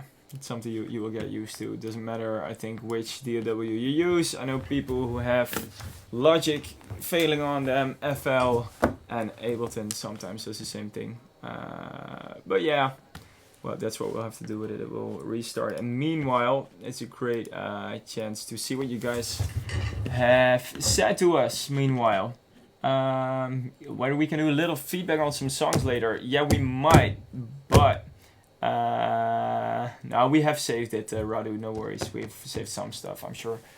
But still, I mean, we just did the demo feedback, so we might do a little bit later. Some atmosphere for the intro, definitely a thing we're going to do. Bitrate is mostly not crashing at all. Then that's my DAW. It's just too much effort to switch it all up. You know, even we're both working in Ableton. We're gonna have a super bad time, the both of us, if we would switch DAW now. Yeah, I think this is just just how it is. House Party, yeah, maybe later. Yes, great track by great question by Mark. Any ideas on the track title? I would really like to ask you guys this. I really get a holiday feel from this. Last holiday was Bali. I could call it Bali. Maybe. But, I mean, could something completely different. Super Future. Love the anthem idea. Any vocals? Yeah, vocals would be really sick on this one. I think this could be a crossover in a way. Ableton crashed. Nice. Ah, classic. It's restarting. I'm not sure. Hey, there we go. We're back in the air again. It did save the reverse clap, so that's good news. Did it save anything else? I don't know. Everything is gone, but the reverse clap. Okay. I'm gonna look for some atmospheres for the intro later on.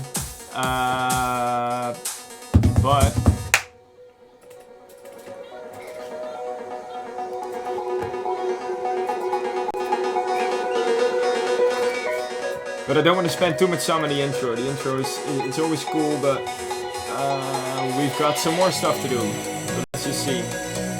With regard to the demo drop you were asking about, we might do it later on this evening, but we've got a little bit more work to finish. But for the rest, I mean, we respond to demos a lot, so you can just drop it on the platform. Yeah, we will do some more demos the upcoming weeks as we in the studio the whole time. So. We live here now.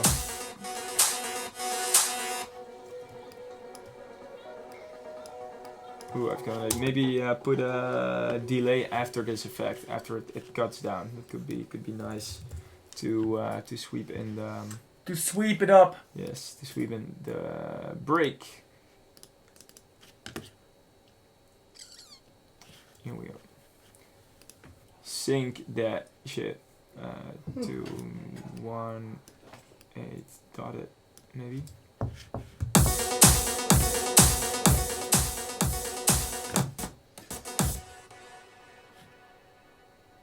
Maybe could be cool. Let's see what happens. Yes, this one to 0. There's always the thing, guys. If you probably a lot of people already know this, but the chain, the order of your plugins is super important. If I would right now, I'm gonna get my delay after the filter because I'm at this point. The arpeggiator is filtered again, but I do want the delay to last. So it would be the other way around, and the delay would be before the filter. Everything would be filtered, and now the delay, give me a minute, will linger on.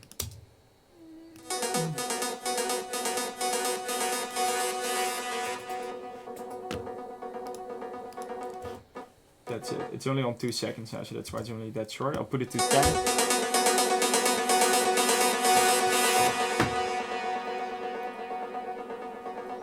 That's the thing.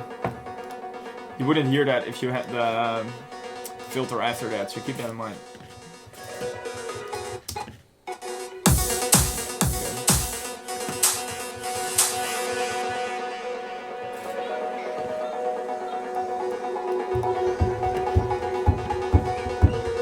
Okay, we need to give the lead some space in here. The lead melody. So let's filter the arpeggio a little bit more. Give it a little bit more of a steep curve. And we will all be fine and we will be safe.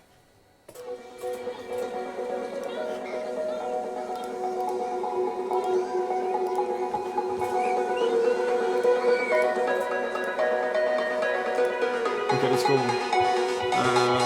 Okay.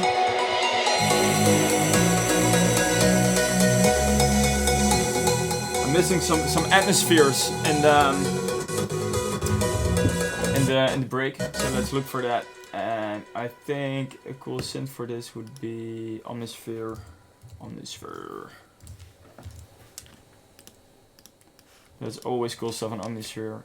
The thing is, with a lot of synths, you can hear it in the track. Nexus is brilliant. It's pre-mixed a little bit, so it's not a lot of work to add your sounds from there. But still, if you get your track full of Nexus, I mean, there are still a lot of producers doing that. But if you do it, always be careful because your track might end up sounding too, like there's too much Nexus in it.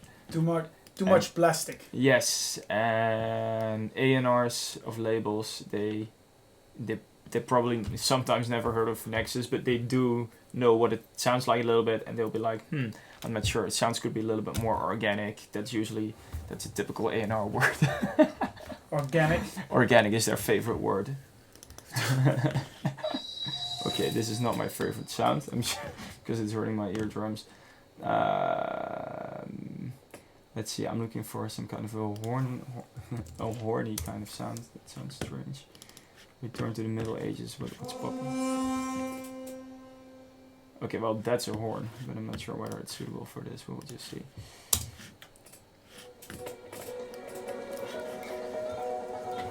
Horn!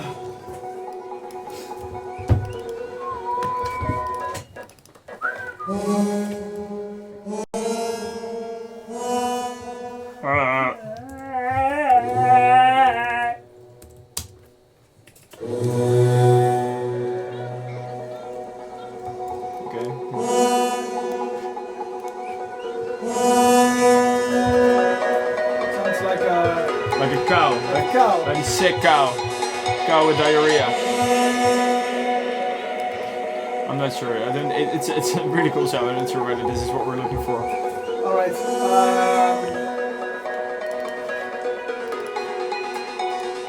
I do want to have some special stuff. I'm just going to browse through some stuff here. Alright, so there's one question. Yes. We received a lot of messages about House Party. Yes. I will go live in about 5 minutes on House Party. Not really long. Not like, wearing pants. Not wearing pants. Nice. That's my usual thing. Chat roulette every day. No, I'll go live on a House Party in 5 minutes. Not too long. Our username is @LucasandSteve. So Lucas LucasAnd Steve. Lucas and Steve. Not too long, because it's heavy. Yeah, it's a heavy task. Intense.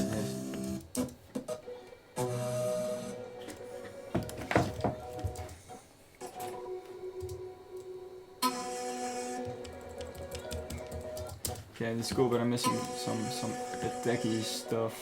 This is nice, okay.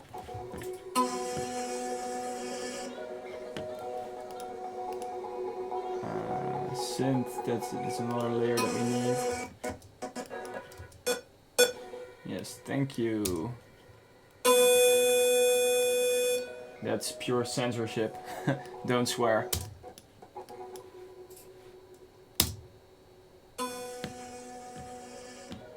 Okay, we need a different waveform. Let's see where we end up.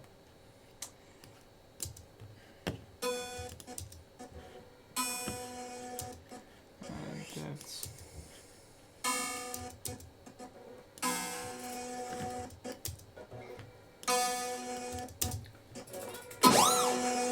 okay. Why is he doing that? I don't know. Cool. Love the sound. This could be cool. However, we do need more sustain on it.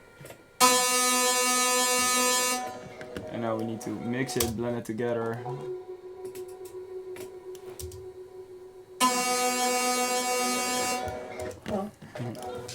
Could be cool. Let's make bass house. Sick. Going live. On House party. House Party. Yes, that's it. Okay. Not sure about the sound. It sounds too much like a boat, but I don't know. It could be just that atmosphere that's outstanding.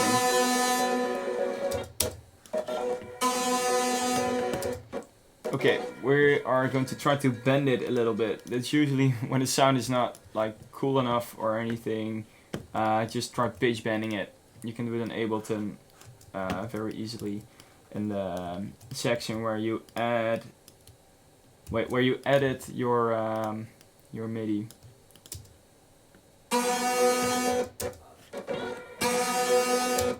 Okay, it's doing it a little bit.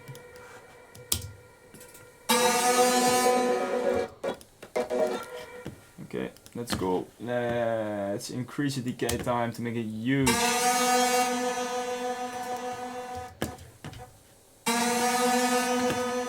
Okay, let's get the whole thing down 1 octave, see what happens.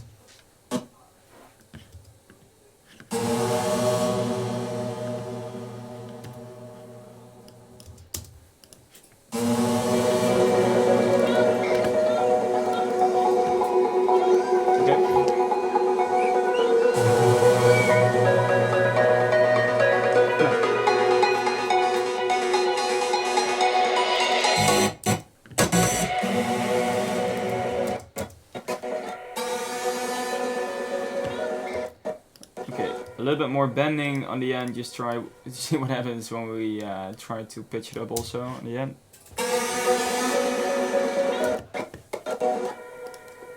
It's not, that's pretty cool. Sometimes things just sound so shitty in the beginning, but it could just be like the cool element in the end that nobody expects.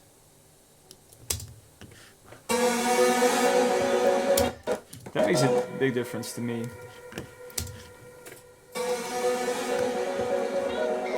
Okay, that's pretty cool. Yes, it needs to be a little bit more solid. I'm figuring out which EQ to use. I think I'm gonna go with an SSL. We do have the analog one right here. Yeah, why not use it? Let me see, I'm not sure whether it's on the master now. It's working on the master. Okay, so for now, I'm just gonna use the universal audio one. I'm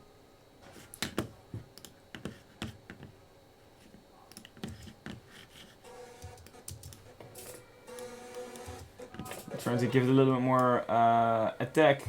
Get the attack all to the right to give it some space to hit the sound. Give it a little bit shorter release ratio to 10, and let's smash that thing up.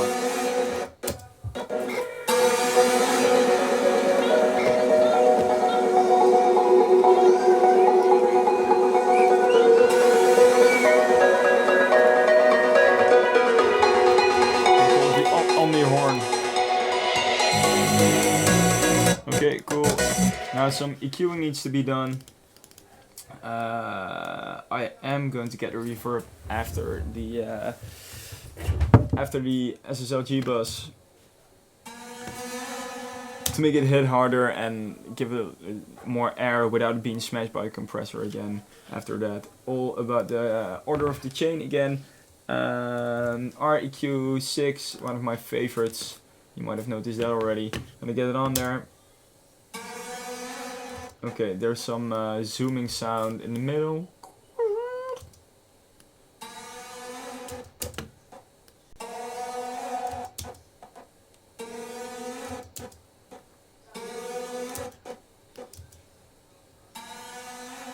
That's one of the frequencies I'm hearing. Right? Now we can be a little bit more precise here, I guess. Yeah, that's it. Okay. A little bit annoying stuff in the high end. Let's get rid of it also.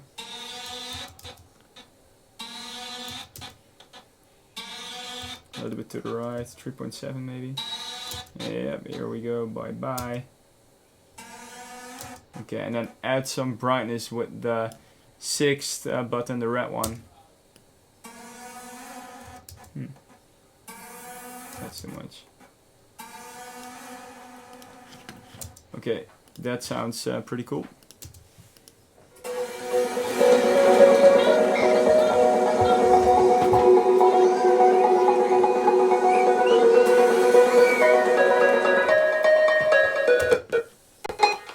Okay, let's get a little bit of EQing on this also, because there's a lot of mids that are ringing.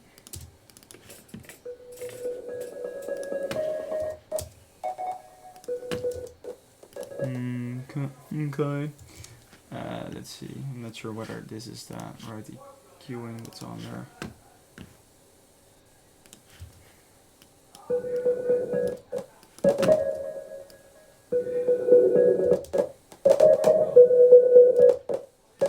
Yes.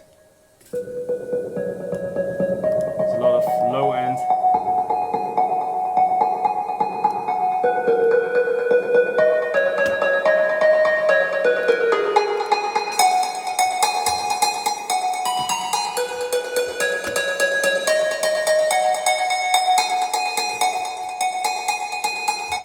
Okay, this will not sound nice to your speaker, so that's maybe a thing we should save for later, not too much mixing. I think right now it could be cool to start building, I mean, Steve made a really great drop to start working towards the second break and start adding some sounds. Like with this track, I'm really getting a little bit of orchestra vibes. So let's try it and see if we can find some cool strings for this.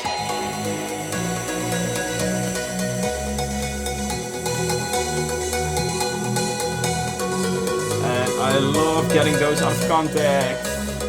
If you got some crazy bundles, you're really good.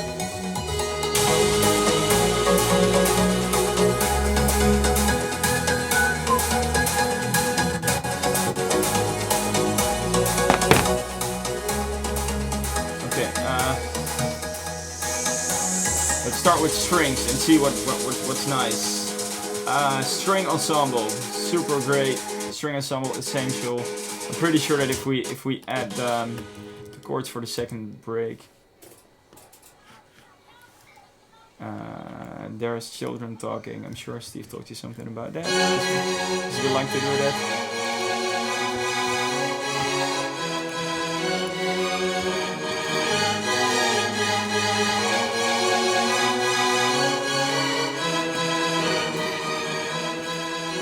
Okay.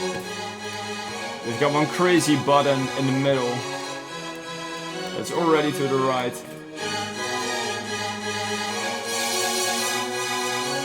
Add some extra brightness, expression already on the max. But I wanna... I mean, this is not how the orchestra would play this break. I think they would make it a little bit more mellow, give everything some breath and space. So that's what I'm trying to do to this MIDI. Let's see how that turns out.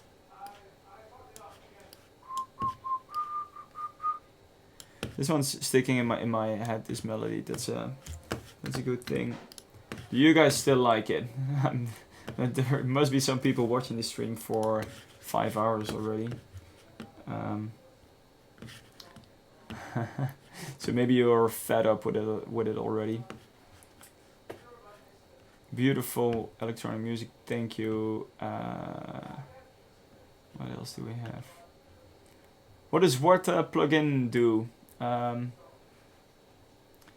Yes, I did change the delay on the bells. Oh, by the way, no, that was on the arpeggiator. So no, not on the bells. For the bells, it's still the same. Somebody's saying I often use Nexus. There's nothing wrong with that. We use it all the time. Every single track of ours contains Nexus, but it's not like the only stuff that we're using because as I said, it sounds too Nexus-like, and you will hear it. Somebody asking, are we still coming to AC, Atlantic City? That is. Unfortunately, we will have to wait. I'm not sure for when that show would be scheduled, but I think it would be pretty soon now, and I'm afraid we have to skip it. It's name it 4 months, no gigs. Yeah, that would be a very clever name for a track in these times. Benji saw us 4 times in 4 different countries. That's crazy. Which ones, Benji? Tell me. Maybe I recognize you. It's 2 a.m. in... Do I say that rightly? Mood Zahar's country. What country is that? 2 a.m. It's 9 p.m. in here, so it's not that late. Okay. I'm just gonna start on the first count because otherwise the rhythm will be the same throughout the whole track. Which is fine, but we like to switch it up every now and then just see what happens. And if we don't like it, we can always change it back.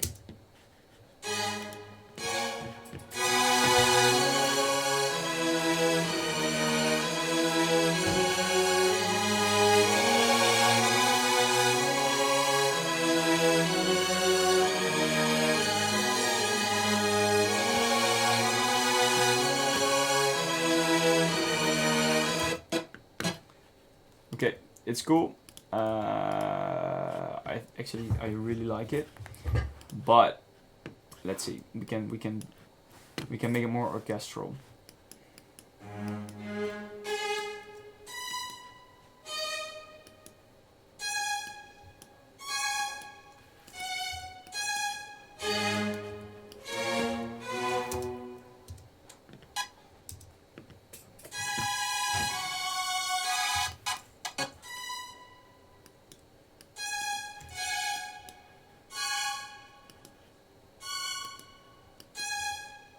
If you just start by, you can always add notes later on. I saved everything, so I've got the MIDI still, obviously. But right now, what I'm doing is just getting a little bit of an empty string section, so I can add maybe, I don't know, some brass later on to give it that orchestral feel. And as I said, if you get the same MIDI in all tracks, you'll end up it being a mix of sounds, but can be cool sometimes. Like you cannot separate strings from piano, from guitar, whatever anymore, because it's all in there. Sometimes it's cool to do, but sometimes if you want to keep it organic, just try to have different MIDIs. Use your bass MIDI, like the lowest couple of notes, use those in a brass or in a bass sound or whatever, and don't put them in the same MIDI for the piano or whatever. Of course you can do that sometimes. We do it a lot in drums because it has, that club energy.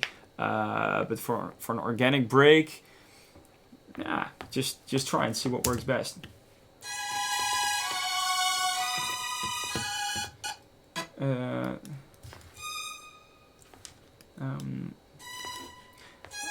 I'm not happy yet.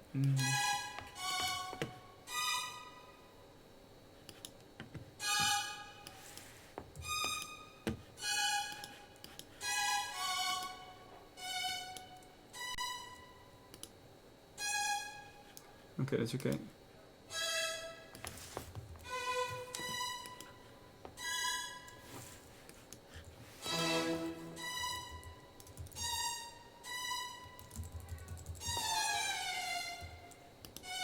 Okay, here we go. Bam, bam.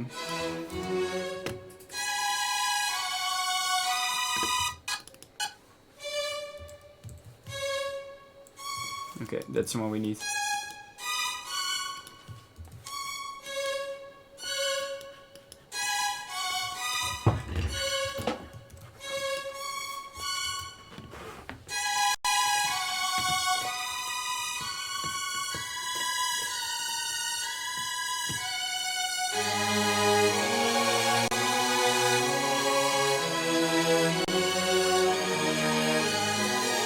Okay, for the second half, I will add lower notes later on, but I'm gonna start with just the first three. I'm gonna thicken it a bit because in the first section it was only 2 notes playing. I'm gonna start with 3 or 4 from the second half, and then divide among other instruments.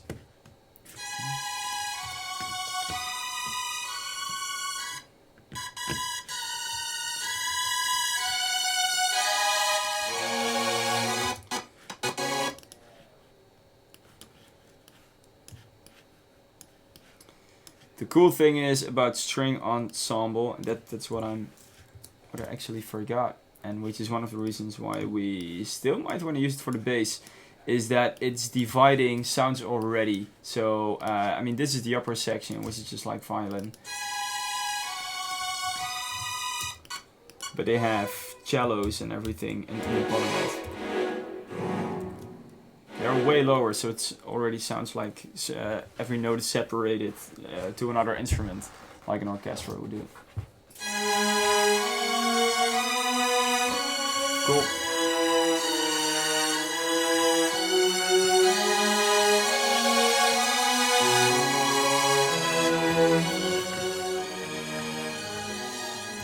Okay, pretty cool, pretty cool. Let's see whether we can find some other cool instruments to fill us up with.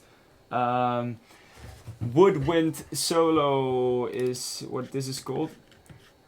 That's stuff like this.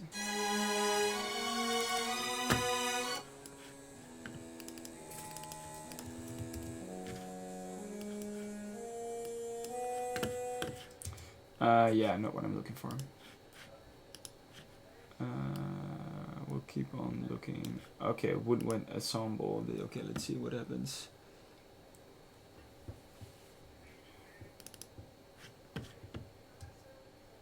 What will it sound? Let's go. If you play all notes, they will divide instruments again between different woodwinds.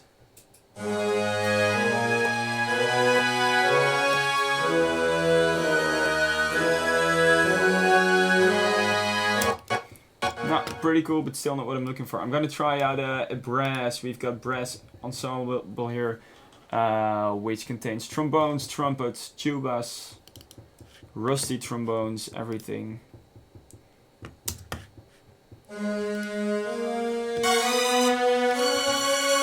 Here we go.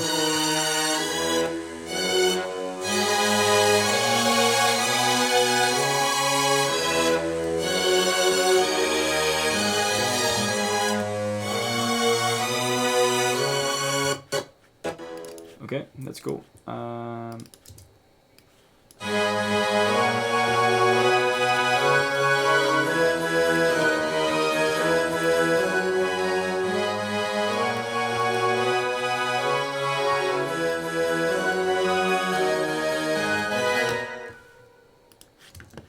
Okay.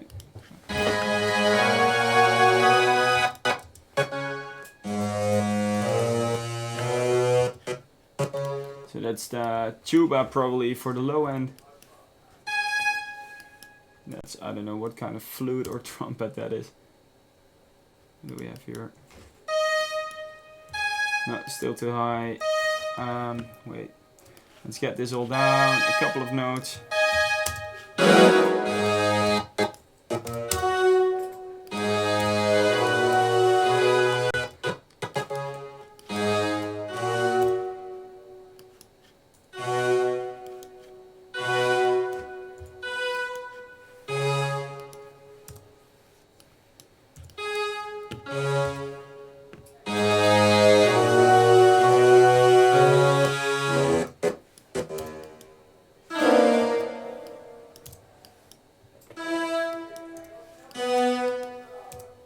A lot of resonance in this. Is gonna be fun mixing.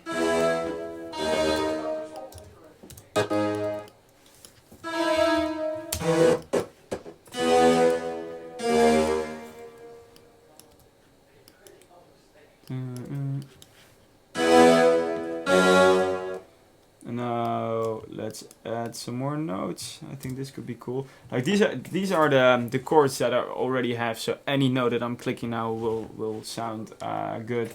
but it's about picking the best ones, of course. That's nice.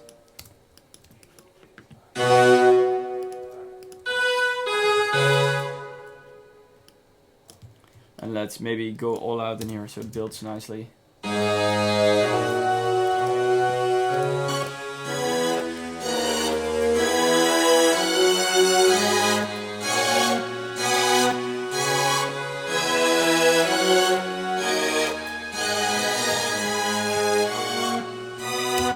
So sometimes the strings are stopping. I'm not sure why that is. Probably some CPU kind of thing.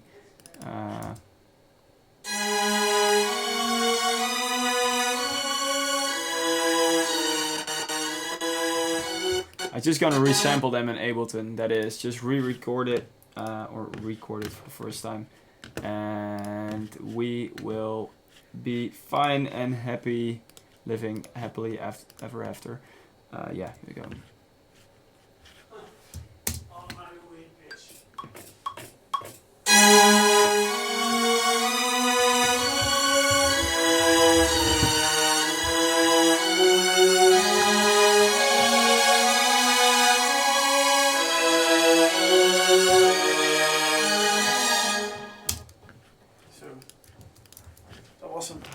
That's it. That was a nice chat with my friends on house party. Were they nice to you, or were they They teasing were you? nice to me. Okay.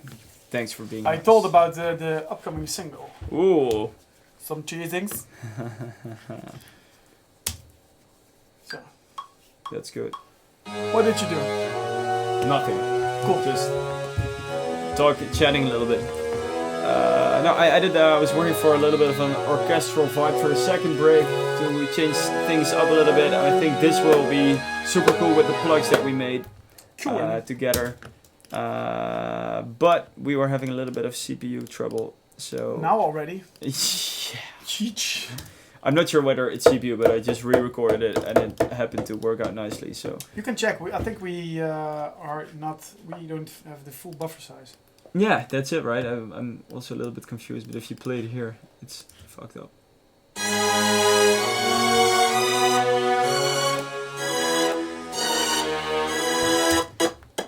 That's pretty weird. Yeah, it's weird. The buffer size is only at 60%, so I wouldn't know why it's doing this. I mean, it doesn't really matter because we have Don't care. we have what we need.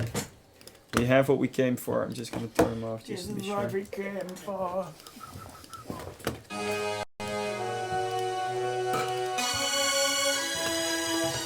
Okay, here we go.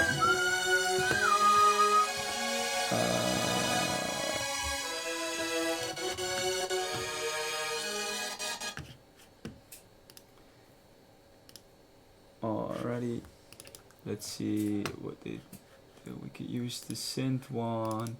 I'm looking for a character. That's the thing. If you're looking for a certain character, yeah, of course you can set all compressors yourself. But if you're looking for a character, that is usually always a preset. It's already done it before. Usually done by some guys who've been in the business for a long time. It can be a great start point for your mix. I do not see a string one. If we don't find it, we just try the synth because I really like this channel strip here. Usually does the trick. You can maybe use Strings. Piano Brighton. Was it in there? Yeah, but you can. I didn't see it. Piano squash. Yeah. Pope snare. Heavy tom. I'm gonna try the synth one. See what happens.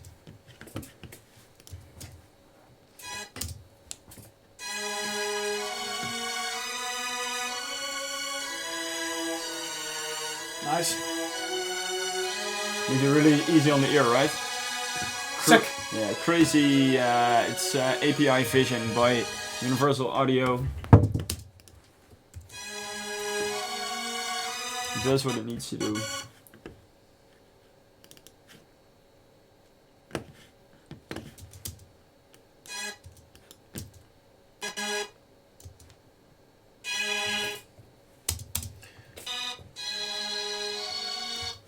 Thank you.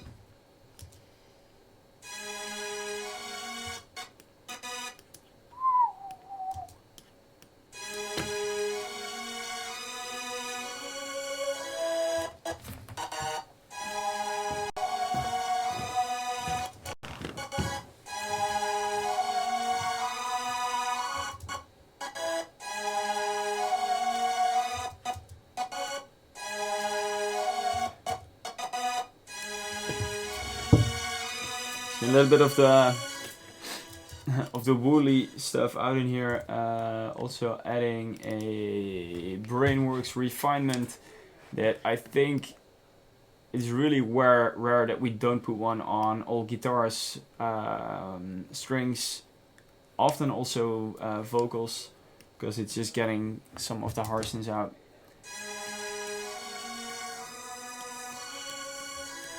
Okay.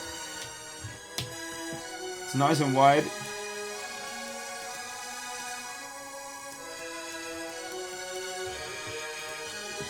Okay, there's still a lot of stuff that I would do very differently on this on these strings, but I don't want to bore you guys with EQ settings. Unless you would ask me to, then I definitely will. Okay. How do you calibrate in a compressor? That's a great question. Actually, this is what I was doing just now. Is looking for a certain character in in a compressor or channel strip, whatever that we're using. Like right now, it's the API one right here. Just got a synth setting. You just got to think, synthesizers usually have. I mean, you have bass synthesizers without any height, but if the preset would be about a bass synth, then it would say preset bass or something. So if it's saying synth, think about high frequencies because that's what they're probably aiming at. So from there on, you just get it on there, and then I always start by putting the threshold to the maximum amount again. So that's always in the plus, because the higher it is, the later it hits, or it doesn't hit at all because it's too high. And then you start turning it down again till the frequency or the level of a track is hitting the threshold again, and then it starts working. Well, do you want a little bit more punch? Give it a little bit of a slow attack so the frequencies can get through and get exactly like Steve just demonstrated. Pooh. And then it gets cut off after that, so you created more attack. If you want it to be flattened out, just give it the fastest attack you can think of, so it will just knock the attack out and start pushing straight away. That's how how you should calibrate an EQ. Okay, make more sounds like With You. We can definitely do that. Are doing some new merch. Yes. We're definitely working on that. Keep an eye on on our socials. Always a good idea. Benji was with us in Canada, the Netherlands, US, England, Canada, New City Gas, Lava. That's great. Benji, you are the man. Benji. That is awesome, and it's always so nice to see familiar faces in the crowd. Well, are there some other questions? Okay, you want a good violin plugin for the drop? Contact. Contact is good, but it could be a little bit too organic. I mean, if you listen to this, it's some great violins. But I'm not sure whether I will use them for the drop. I might want to go with... Maybe Serum or... Serum. I mean, you can make really cool strings in Serum. I'm not gonna show you the whole thing because it's taking too long. But there's some electronic stuff. I think I call it digital string. Yeah, this is it. No sound. No sound. Okay, retry.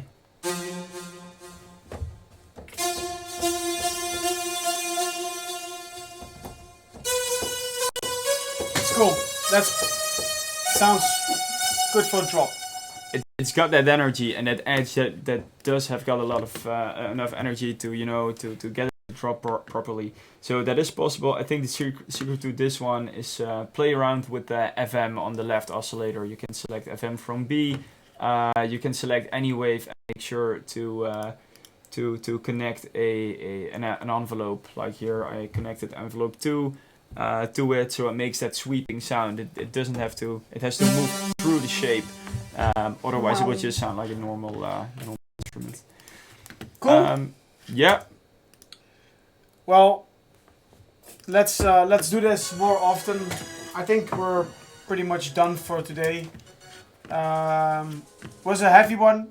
but we are very happy with the results so far. Of course, as Lucas was telling you, it's not finished, and obviously it's not mixed out well and ready for play, but still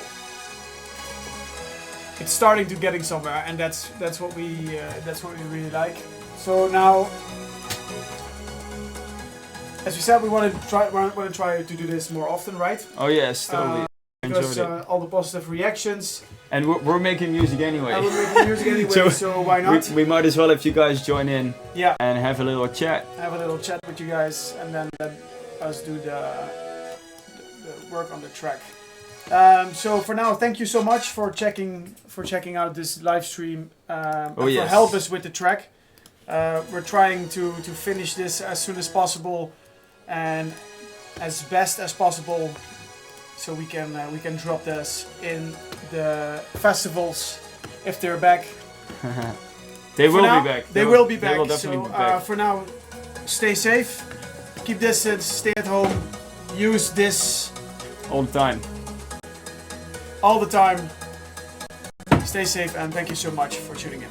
Yes, and see you very soon.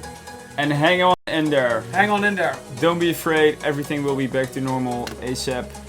And see you next Bye. time.